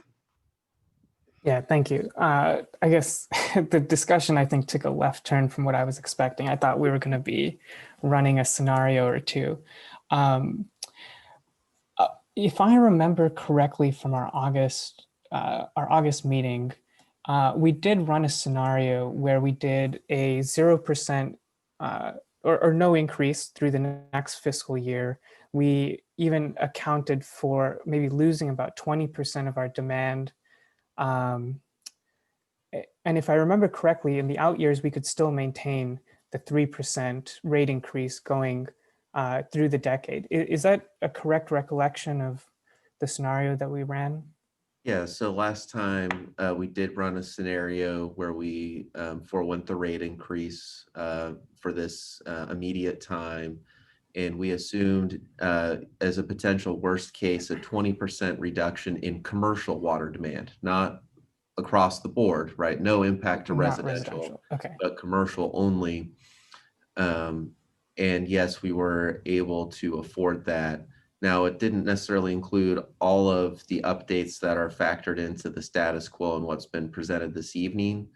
And we've removed that scenario, the reduction in commercial water demand, simply because we now have 2 more months of data and we no longer think that there's a significant risk of that happening. Could we run that scenario again just to see what it would look like given the new assumptions that we have, or the updated assumptions that we have, and say some kind of a worst case scenario where we do see a drop in commercial demand? Well, I think certainly we could, but the decision I think that the board is grappling with now is what to do in that first year, if anything. Well, And, sorry. well, I'm sorry. If you'd like, you're the director. So if I may. I wanted to understand how that would impact our out years. If we did have a drop in demand, of course, we're going to see that impact our general fund ending So I think balance. so what Hey, I was just trying to mention is I think President Wong, buybacks on the side. President Wong, it's been almost 3 hours that we've been going at this right now, and I really would appreciate a little bit of a break. And to answer Director Akbari's questions, the staff might have a little bit of time to come back and properly answer his questions. Sure. So I would respectfully ask for a little bit of a break here. Thank you, Director Sethi. Yeah, and thank you. I was just trying to buy time for staff too, to consider whether the model run is I'm very interested in the question that Aziz is bringing up. So, but let's give staff a little bit of time and ourselves a little bit of a break. And the question for staff is, how much time do you need to run that model? I think what we're going to be running is assuming we forego a rate increase this year, and then we resume annual 3% rate increases thereafter. We maintain all of the status quo assumptions that have been presented this evening, and we add to that a 20% reduction in commercial water demand as was presented in August. Yes. Could I ask why only commercial? If you're going to have our past experience in the last drought, when we had a 20% reduction in commercial, we also had a 20+% reduction in residential, which is 3/4 of our water. Well, I believe 2/3 of our water sales. Director Weed, I believe the concern is about COVID impacts to water demand, not a drought. Is that correct, Director Akbari? Right. I believe that was the assumption that we made back in August. Right. And so we've actually seen an increase in residential water demand during the pandemic as people spend more time at home. Commercial is where we've had some concern. And certainly in the very early days, we saw a significant reduction in indoor commercial water use. But over the summertime, that has started to rebound. And so that's why we're no longer projecting that as a potential concern. But I think Sydney can probably get that work together in 5 to 10 minutes. Sydney, does that sound doable? Yes. Okay, perfect. That's all I need to know. So I actually will give you 10 minutes. We'll say 15. You have till 6 o'clock. All right, so let's take a break and we'll be back at 6 p.m., please. Thank you. Will do. Thank you. Okay, so it's 6:01. That's call the meeting back to order. And I believe Mr. Ohm has a scenario for us. Yes, I do. I can share the screen now. John would, Mr. Wonderlick would let me share screen. I will do that now. Share my screen. All right, we see it. You see it? Okay, Yes. do you see the 0%, 0% for fiscal year 2021 and 3% for fiscal year 22? Okay, that is the scenario that Mr. Wonderlick had just shown. This is the foregoing, the rate increase March 1, 2021. You look at the fund balance, was shown earlier is at 73 million in fiscal year 23-24. And it's about 8 million above the target. Now, if we were to assume that the business landscape, industrial landscape consumption is down 20%, I would do that here. And you will see the decrease in the ending cash balance. So the fiscal year, I'm looking at it here now, the low year would be in fiscal year 23-24 at 67.4 million. The target is 65, so that's approximately 2.4 million above target. Okay, Director Akbari, do you have any comments? If I may ask for another scenario, just building on this, just for the sake of argument, what if we did see a similar decline in residential demand? 80% residential, single family, multifamily, rental, landscape. We have those different categories built into our model. Would you like to see just for single family or multifamily or Let's say single family. okay, single family, 20% reduction would look like that. So still pretty. Sydney, I don't think we've got the full 20% reduction on single family there. We may not have that. Because Director Akbari, I'll just say you're going to see a lot of red in that scenario. But if there was some sort of drought or water shortage emergency that led to that type of reduction, the board would, at its discretion, be able to implement the stage rates. Right. And we would make up the revenue. Right. So the only scenario I think would be something along the lines of 20% of the population like leaving the area or succumbing to COVID or something. So Seismic event? well, that would be a different issue. Yeah, I feel like I got a knock on wood somewhere. None of those come true. Yeah, but as Mr. Wunderlich mentioned, if there's a water supply emergency associated with it, then our planning assumptions would implement stage rates, which the board has already approved. Right. And under at least a drought type water supply emergency, that's designed that revenue wise, we would be pretty close to whole. Got it. Okay. I mean, I'm more in favor right now of going with a 0% increase in the next fiscal year. I think we still maintain pretty healthy balances, and we can still maintain the 3% rate increase in the out years. We'll still meet our debt coverage ratio through what the model shows right now, 2026.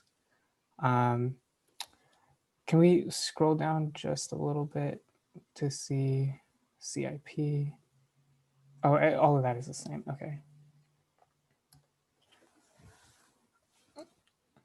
Yeah, I mean, I think that we've seen that our community in particular has been impacted by the economic downturn right now, and considering that we have the ability to forego a rate increase and that would still leave us in a healthy situation, we can still maintain the 3% rate increase in the out years. I think this is a good opportunity for us to take advantage of that.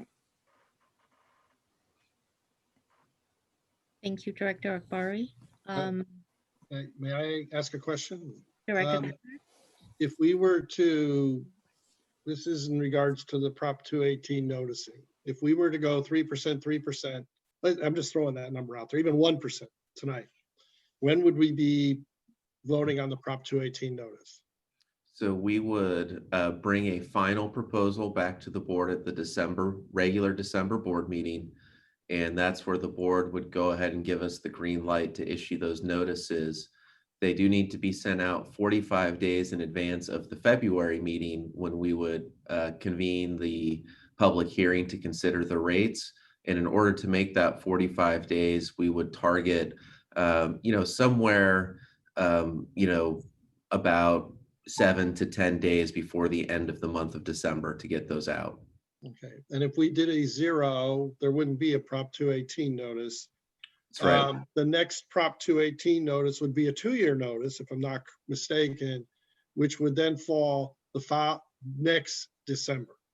Right. So what we would if we got direction from the board to forgo a rate increase this fiscal year, as staff, we would plan on beginning another set of financial workshops, probably sometime in the summertime next year.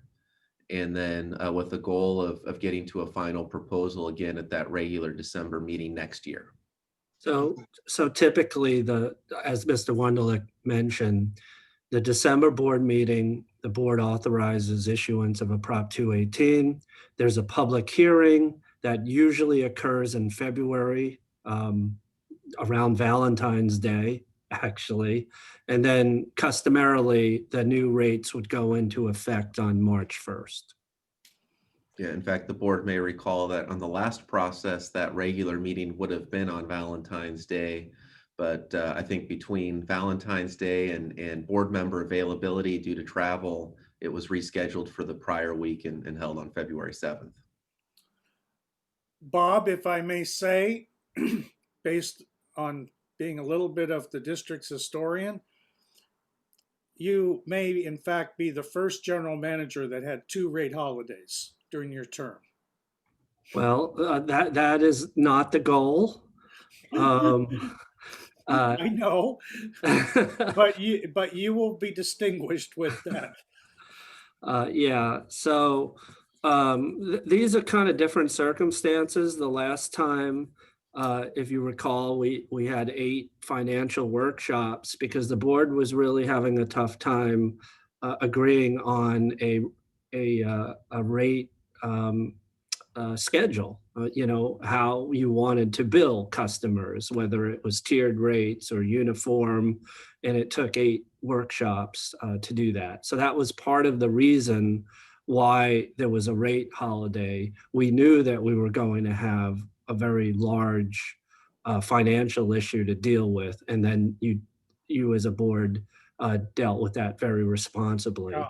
So I just want to remind the board that earlier this spring, I went back through all of our annual financial reports going back to the 60s, and I presented some of that information to Jonathan, Ed Stevenson, and Bob.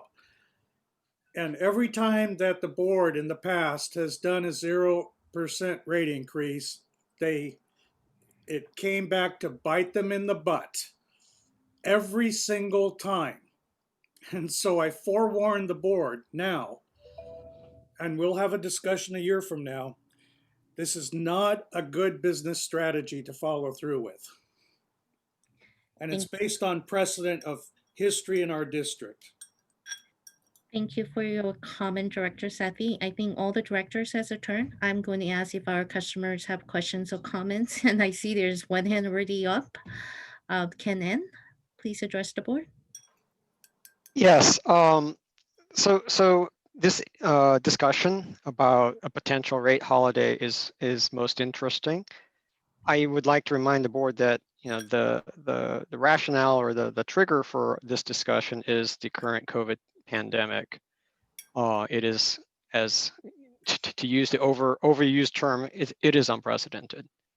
But as Director Sethi has pointed out on numerous occasions, there are other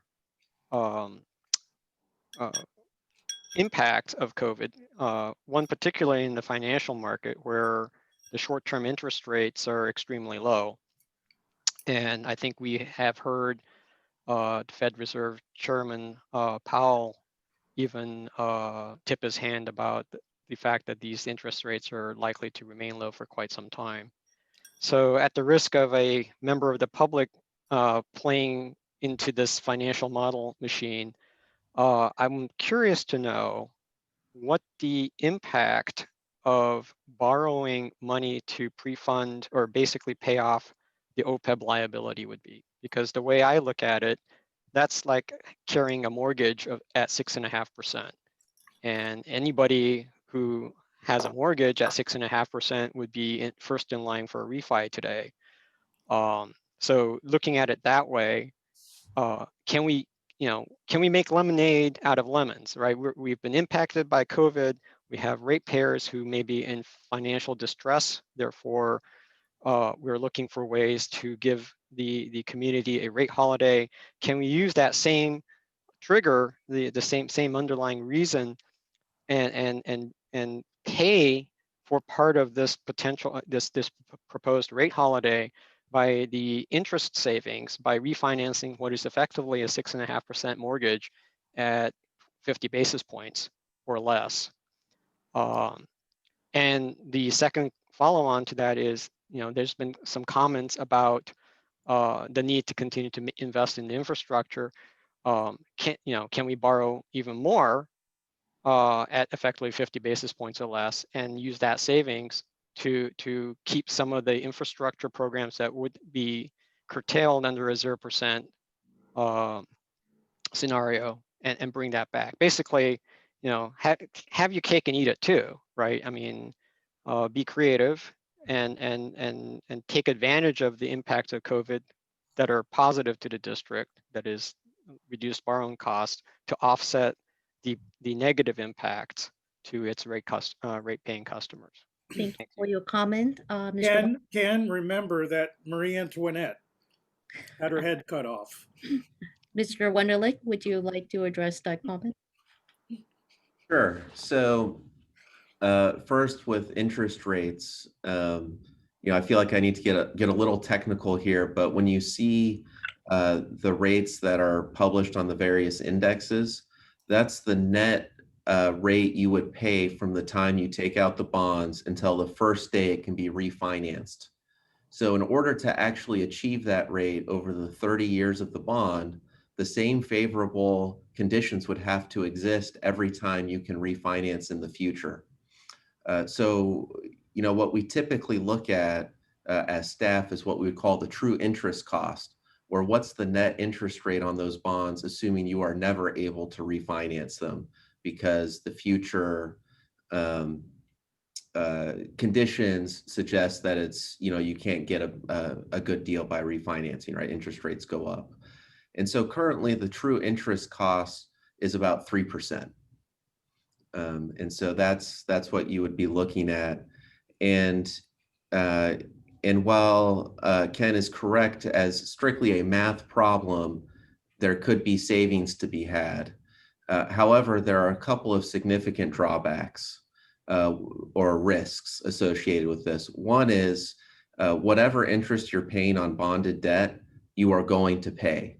There's no way around it. The exact amount that will be earned on by CalPERS is not certain. And so if I were to use as an example, an agency who was underfunded and decided to issue pension obligation bonds in 2007 had a very different experience than one who did the same thing in 2009. And as your finance director, I simply cannot forecast the market and tell you what exactly will happen. So I cannot tell you if we did that today, if we would have an experience more like an agency that did it in 2007 or one that did it in 2009. The second major risk factor is that anytime we take out debt, it reduces our ability to take out debt for other reasons. And so, we may find ourselves in the future with the need to invest, say, more significantly in our main renewal program, to invest in a recycled water facility, and we may have a desire to take out bonds. And so I would urge us to maintain as much debt capacity for those types of infrastructure needs. Thank you, Mr. Wunderlich. And John Weed, if I could, a quick comment, because I think it's important. And thank Ken Henn for the note on the bonds and the larger financial issues related to impacting the district. Our bond rating is critical to us. And one of the critical elements of our bond rating, which is quite good now and noted in the bond reports, has been our willingness to establish just steady rate increases year in and year out. That pattern plays well. It's probably potentially of equal value to the funded ratios, which we've also have a favorable number. There are some huge questions that are and unfunded liabilities on our legacy cost, which remain significant. Even with all these great years we've had, we're only I think something like at most 73% on PERS and maybe less than 60% on OPEB. So we are technically deficient and outside of any wind corridor established by the legacy cost analysis. So I would hope that we would continue our steady pattern and keep the confidence of our underwriters. Thank you. Let me double down on what John is saying here, because I think John and I are the only two people that have actually read through the detailed Standard & Poor's and Moody's reports on our agency, and also have studied those of other agencies. And it is clearly stated right at the beginning of these reports that one of the most important characteristics of our district that they look at and why we retain these high ratings is the fact that we have the financial ability in our community, the economics, the household incomes to sustain regular, sufficient rate increases. When you start to have, start to bounce around on your rate increases and you don't show the steadiness from year to year, you actually put your bond rating at risk. And while we may save 3% right now, when we have to go out for bond financing in the future, we'll have to more than pay for the savings that we now have in terms of our future costs of debt financing. So you got to balance everything out. This is not just a straight scenario that we're looking at. You have to look at this over the long term and stay the course, be steady. That's what the markets want to see. Thank you, Director Sethi. Another way to state that is don't politicize the rate structure. That's not what we're doing. You know, I'm not up for election, but I do have a question for Mr. Wunderlich. By having a rate holiday consistent with all the most of the water district in the state, is this going to impact our bond rating? Yeah, I think it's, you know, a 1-year rate holiday isn't going to set a pattern that would concern a rating agency, in my view. And when you look at our underlying financial fundamentals, as far as our debt coverage, our cash on hand, and those types of things, no, I don't foresee a 1-year rate holiday affecting our rating. Jonathan, I beg to differ with you. This is 2 rate holidays in 6 years. Right. So I was referring to just 1 year right now, like not if we were to do multiple consecutive years, then I think the rating agencies would raise a brow, but and perhaps express some concern. But this would be not 2 consecutive years. But yes, Director Sethi, you are correct that you know, about 5 or so years ago, we also took a rate holiday. Thank you, Jonathan. Fred has been very patient in keeping his hand up. So Fred, do you wish to address the board? Yeah, I'd like to comment on some remarkable statements over the last 2 hours. One of them is one of the board members is kind of advocating to going to 90% or higher for the fixed cost situation. You know, if we consider like an armchair experiment where we'd have 100% fixed cost, then what would be the reason why anyone would ever turn off their tap water? Essentially, it would be free water. And especially, you know, if the percentage is high, what would you do in a drought? You know, how would you get people to start conserving water if the water was essentially free like that? So going to a higher percentage like that probably doesn't make much sense. Also, one of the arguments was made that there's been some predictability in small increases over the last couple of years, but I've lived through the board meeting where more than 20% increases were passed several years ago. And it's pretty easy to have small increases when you sit on top of a very large increase at the beginning. you're reaping those large percentage increases year after year. And yes, you can keep the percentage increases low after that situation. Also, the San Jose Water Company has passed on a rebate from federal tax savings. Is that applicable for the this water company? Fred, if I may answer that question, San Jose Water Company is a private entity. They're regulated by the state on their water charges. They were found to have overcharged on their rates, and that's the reason for the rebate.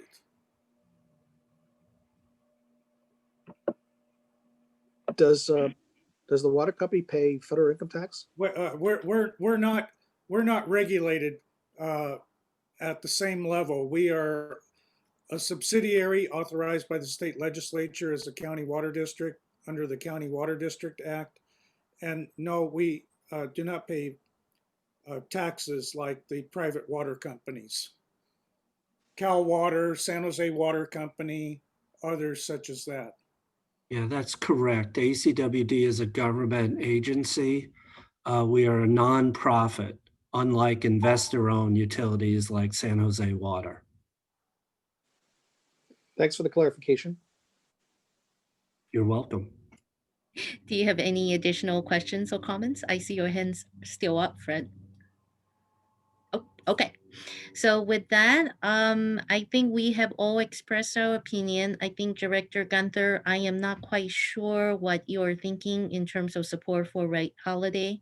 I think it's pretty clear Director Weed and Sethi, and do correct me if I'm wrong, support a 3% and 3%, 218. I'm definitely heading for the rate holiday, so 0%. And I believe Director Akbari is in support of the 0% this year. Right. Yes. Director Gunther, you're in the hot seat. Well, my last support, if I remember correctly, was 2-2.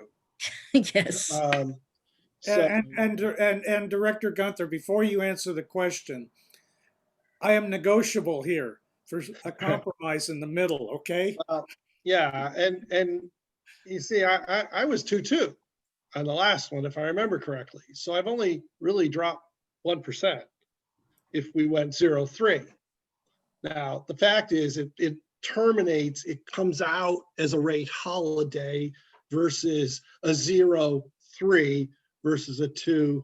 Now, granted, there's compounding on that I'm not including. I'm not proposing 0-0. I'm saying, well, what if we did 0-3 instead of 2-2? One is probably closer to the CPI at the moment. Can somebody give Jonathan? Can you? What are we looking at around CPI? Do we know what the number is? Close. Average. It depends on the exact time frame you look at, but it is pretty low right now. I can try to do a quick lookup on that. The national. Wait a minute. The national CPI, because of the pandemic, is very low. That's my point. Let's be realistic about what the CPI is over the long term, and especially the Bay Area CPI. It's much closer to 3%. Well, actually, Social Security will be 1.3% this year. That's nationally, but the Bay Area CPI is when that Bay Area is higher. I agree. Consider rents and housing costs and transportation, everything else. It's closer to 3%. Well, I know San Francisco housing costs are going down dramatically, but not here. That's for certain. Well, they're steadying out. Director Gunther, I just looked up on the Bureau of Labor Statistics, and the 12-month latest published 12-month CPI for the San Francisco area is 1.6%. That was published in August of this year. And the 2-month CPI published in August was 0.0%. So over from June to August was no change. Jim, I would support a 2% if that's where you're headed. And the reason is if you go 0, that flows through to every subsequent year that you have in our financial model.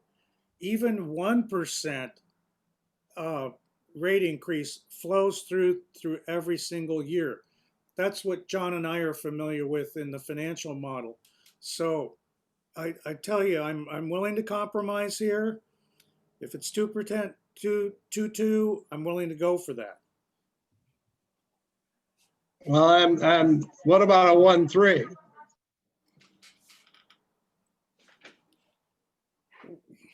Well, 2.2 would be better. Remember, I understand. I do understand, but I also think that, that we could do a 1.3. There is a lot of concern out there. And is it worth going through a Prop 218 for a 1.3 versus foregoing a rate increase and no Prop 218? well, and that's what I'm thinking about is a sufficient rate increase of 2.2, and you go out to the public and you say, hey, we're pretty close to the rate of inflation for the Bay Area. And we would look pretty good as a district. I don't disagree. I think 2.2 is better than 1.3. But there is an advantage of holding a year if we have the opportunity. We eliminate this problem of elections because we do go every 2 years and we'd be off that cycle. Our Prop 218 notices would not be happening before we wouldn't be discussing. We'd be hitting these things off cycle instead of being on. And I mean, I'm very, hang on one sec. Okay. No, we gain an advantage if we shift and we can put it out of the election cycle. Now, that said, I'm also willing to go with 1, but we don't gain a whole lot, but you're right, it compounds. I'd prefer a 1.3. How about a 2.2 like you suggested in August? I can go for that. Well, if you could go for a 2.2, I could go for a 2.2. And I think John could go for it too.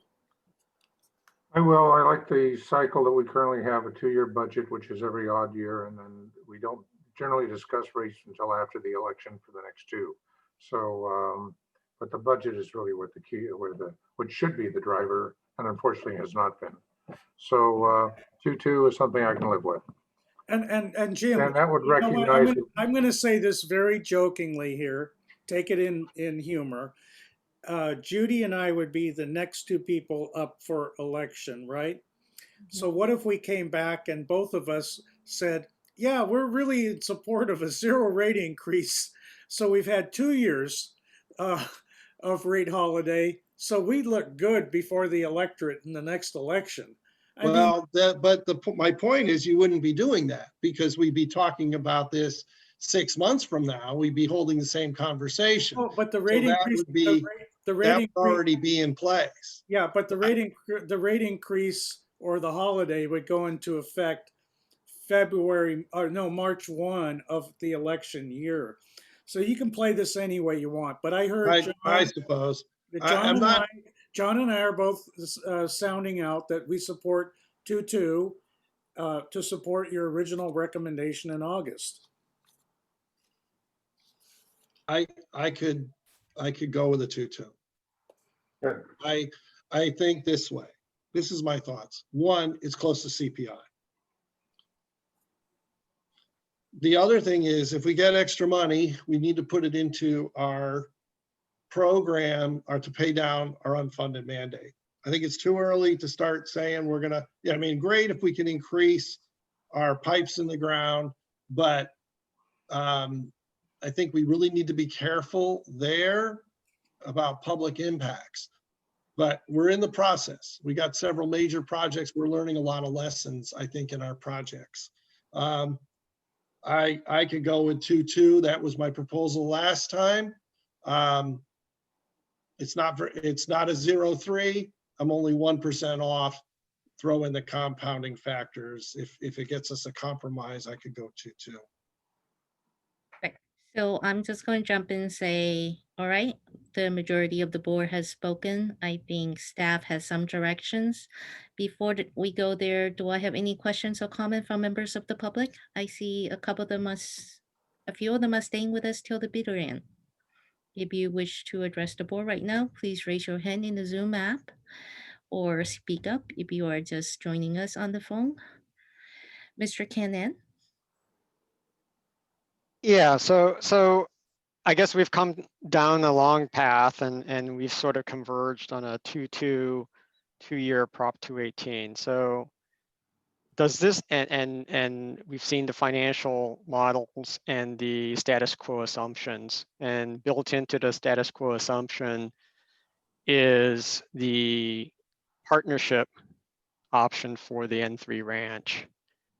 Does the conclusion of this financial workshop mean that the discussion of an outright purchase of the ranch, which was discussed about a year ago, is off the table? As one board member, John Weed, no.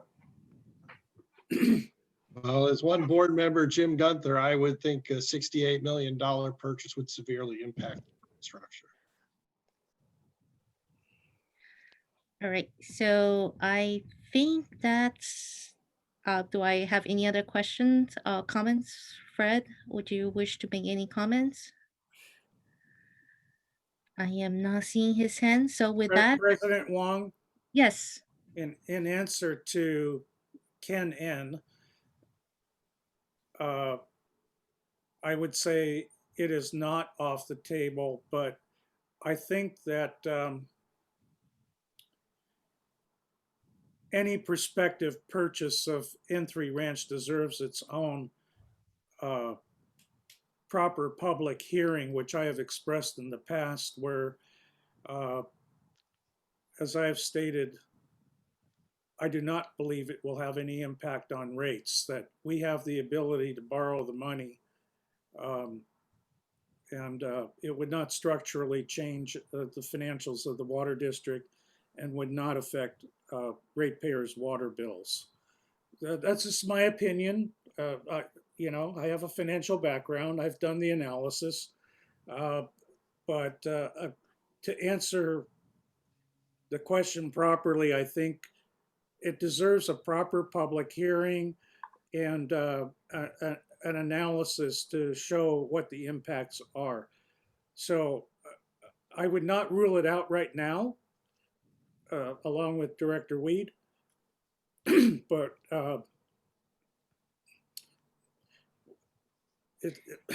it's not going to be resolved right now. So we need to bring this up at some future point in time. I think If the land is still available. I think if we go down that path, I would agree with you, Director Sethi. There has to be a public meeting to discuss the pros and cons and the purchase. And then we could debate and have staff bring out the financial model to look at potential rate impacts or not. But that's not the discussion for today. So I believe that, well, we'll figure out we have to talk about where that 68 million come from at that point. But at this point, I believe staff has additional slides for us. Now that we decided to go, majority of the board has decided to proceed down towards a rate increase. I think you have a few more slides about next steps and schedules. Yes, let me share my screen again. Yeah, before we move on, John, I in all fairness, I'd like to hear back from what Judy's thoughts are about going 2-2 and Director Akbari as well. They deserve some time here too. Well, my position have not changed. I think affordability is a very important issue, and that based on all the models that we looked at, we could swing this rate holiday. That does not mean we will postpone any of our planned main replacement or seismic work or pre-fund OPEB. We just choose not to accelerate those projects. So I just want to say we could still do all the projects that we're planning to do. Yeah, I would echo. But I will just say I object to a rate increase. But if you have to put excess money somewhere, OPEB is not a bad place. Did you say it's not a good place? It's not a bad place. Okay, all right. I guess maybe I should ask this question. We had planned on the funds being split kind of uniformly or proportionally between OPEB and pension. I think that's how we'll plan on proceeding unless we hear clear direction for OPEB only. It doesn't particularly make a difference from an overall financial perspective for the district because we assume that we're funding both with the same 6.5% discount rate. I'm supportive of what you're saying, Jonathan. Okay. Well, Jonathan, the concern I have there is that OPEB is farther behind than PERS, and it's one of the. I think they're a different character, but if we can, I think there's more backup on the PERS side. We have no backup on OPEB. Yeah, certainly we're funding both on a trajectory to reach the same funded date. Okay. Well, we're having put more into OPEB. I think I'd love to see us catch up and have OPEB and PERS basically at the same funded rate. That would be, I think, an interim goal in my mind. Thank you. Thank you, Director Wee, Director Akbari, Director Gunther. Do you have any questions or comments or objection to Mr. Wunderlich's proposal? I'm going to continue withholding comment on that. Director Gunther? I'm fine. Okay, so with that, I see I have a hand up from Fred. Fred, do you have any questions or comments? Yeah, the more I think about this, the justification for 2.2 is based upon CPI of the Bay Area, but that kind of neglects the job loss and so forth. That probably a fraction of people around here are suffering, which would eventually result in loss of residents and other things like that. In other words, CPI is kind of a lagging indicator of the overall market. So I'm just a little concerned about that. So the 0.3 sounds probably better to me than the 2.2, but I don't know. Just a thought. Thank you. Any other comments from members of the public? I'm not seeing any hands or hear anything. All right. So, Mr. Wunderlich, what else do you need from us? So next steps, we will finalize our cost of service study. We will come back to the board at the regular December board meeting for final approval to send out a Prop 218 notice and with our specific public outreach plan. The deadline is, we have the specific date here. The deadline for the 45 days is December 28th to get those notices mailed out. And we'll plan some community meetings in January, and then February 11th is the date for the regular board meeting in February. And so that's when we would consider or go through the public hearing to receive that public comment and then consider adopting the rates and fees.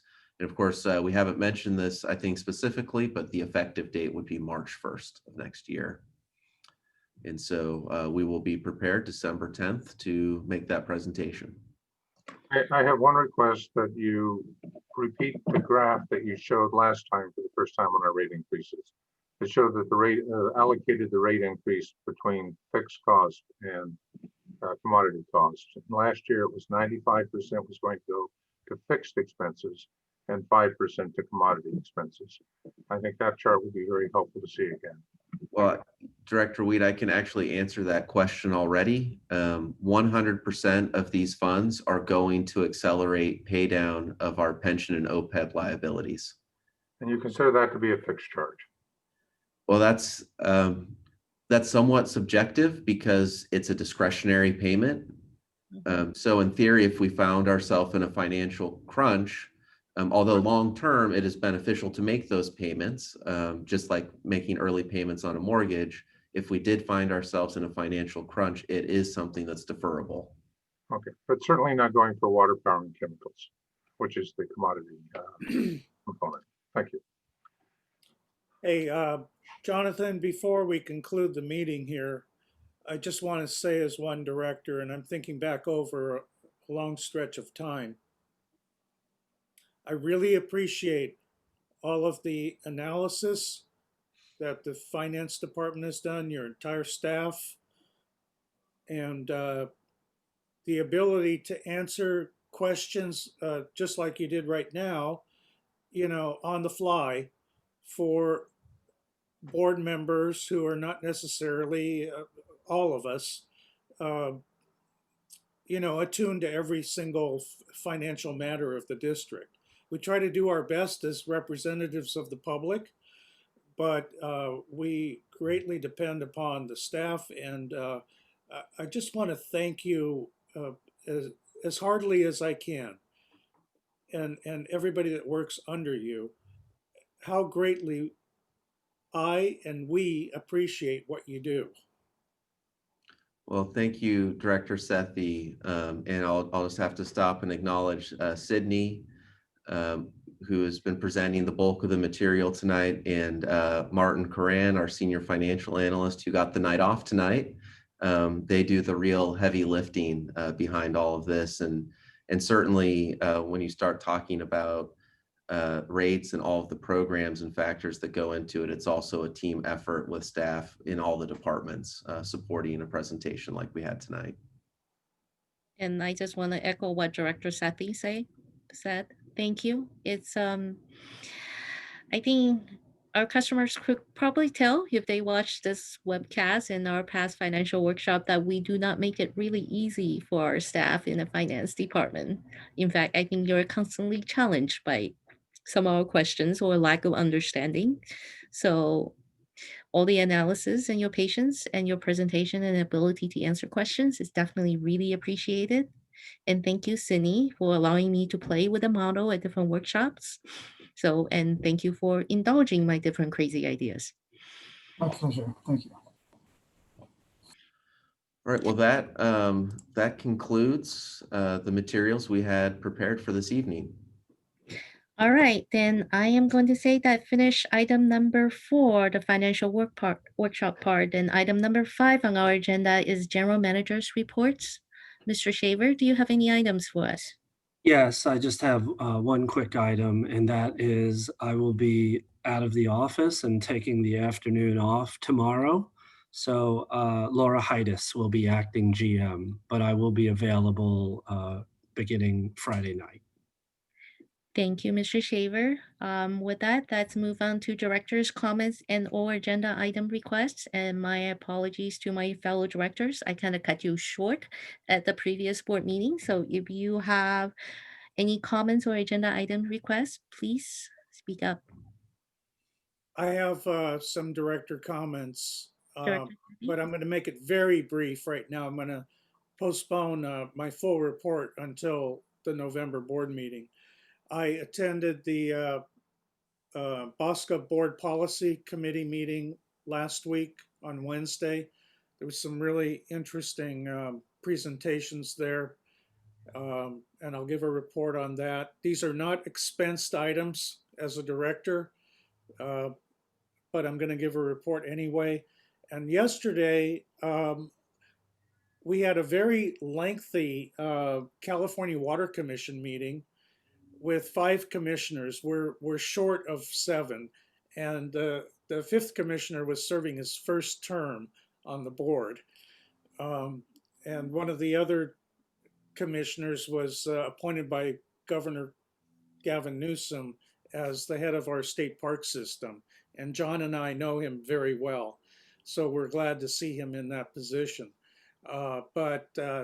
Yeah, there was some really interesting discussions yesterday at the California Water Commission, and I may in fact do it as a write-up for the board so as not to occupy time at a board meeting. But a wonderful California Water Commission meeting yesterday. Very engaging, very interesting, very educational. I will leave it at that. Thank you, Director Sethi. Director Akbari, Director Gunther, Director Wee, do you have any additional comments? I have nothing to report back. Thank you, Director Akbari. Director Wee? Well, I've sat through a number of webinars from various organizations over the last 2 weeks in particular. And so I think it's might be best just whether we're supposed to be making reports to the board, but rather than tie the board down on basically perfunctory items, might we want to set up some type of a format where we can just write a short note or paragraph of what we think are the important issues and submit that as an input to the I public. think Director Shaver has some comment. I think it's a legal requirement. So there is actually no requirement in the board rules to report back on events in which you have no expenses.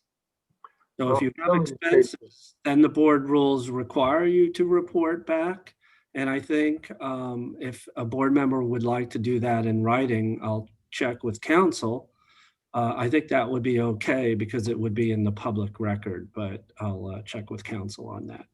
And a number of these require a modest registration fee, which the district has been registering through the district. I think the bills are going to the districts. But you're not getting reimbursed for expenses. So counsel? Yeah, well, I don't know off the top of my head whether a written report would be okay versus verbal report. My gut is it would be, but I'll look into that and we'll get back to you. Okay, good. And if a reimbursement for expenses does not include registration cost, that'd be helpful also.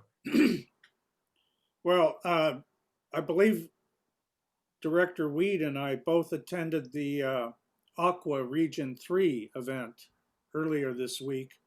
That was also an exceptional, I will say exceptional, Region 3 event. I concur. I also attended with Director Sethi as well. And yeah, go ahead, Paul. Yeah, it was exceptional. And we paid a very modest cost that I think Gina Marcoux covered for us at a district cost. So it probably deserves a report at some future point. But that Region 3 event was really, really good. Yeah, I know. I actually had the opportunity to watch that. I'll just say real quickly, because I know our other meetings are horribly long. So I'd rather talk about it here. It was terrific. And there's 3 more coming up. I recommend if you have the ability to watch those, they were terrific. The Region 3, I learned an incredible amount about forest management, but how it relates to water supply and future water supplies and things that I never thought of. So yeah, it was worth it for me. I also watched the Cal DSAL. First thing, our general manager is terrific with the Cal DSAL. He does an incredible job with that. And on top of that, there was a fellow there, his name was Peter. I can't remember his last name. I don't have my notes in front of me, but the concept of working with agencies that have data, that have systems running, and taking the academic community and bringing them together with the realistic community of what's actually out there. So those will be the 2 things I'll just comment on tonight, so I won't have to deal with it later on at the future board meeting at midnight. Well, since this Region 3 meeting came out, I think my takeaway was that the forestry management in great part relies on biomass. Biomass has been one of the classic failures of energy policy in the state of California. The Rio Bravo plant is already at capacity, cannot take any more, and is potentially could be shut down itself. So they were trying to come up with ways to fund and salvage a very well-meaning project, but one which has no financial support today, or financial legs. And they're studying it with Nature Conservancy being heavily involved. It's one of those faith-based policy efforts in our case where they keep hoping that they're going to have a solution, and the economics simply aren't there on energy. to fund it. Thank you for your report back. I think we heard from all the Director Akbari. Sorry, do you have any comments? Oh, no, I don't have any comments. Okay, thank you. Hey, Laura, before we go here, you haven't spoken tonight, but I must say, you are looking like Elton John tonight through our entire meeting. Your glasses have the purple reflection of your sweater or whatever it is you're wearing. And so I keep thinking, God, Laura looks like Elton John tonight. Oh, thanks. It's the computer, the reflection. I apologize. Or thank you for the And maybe we're about the same age where we love Elton John too, right?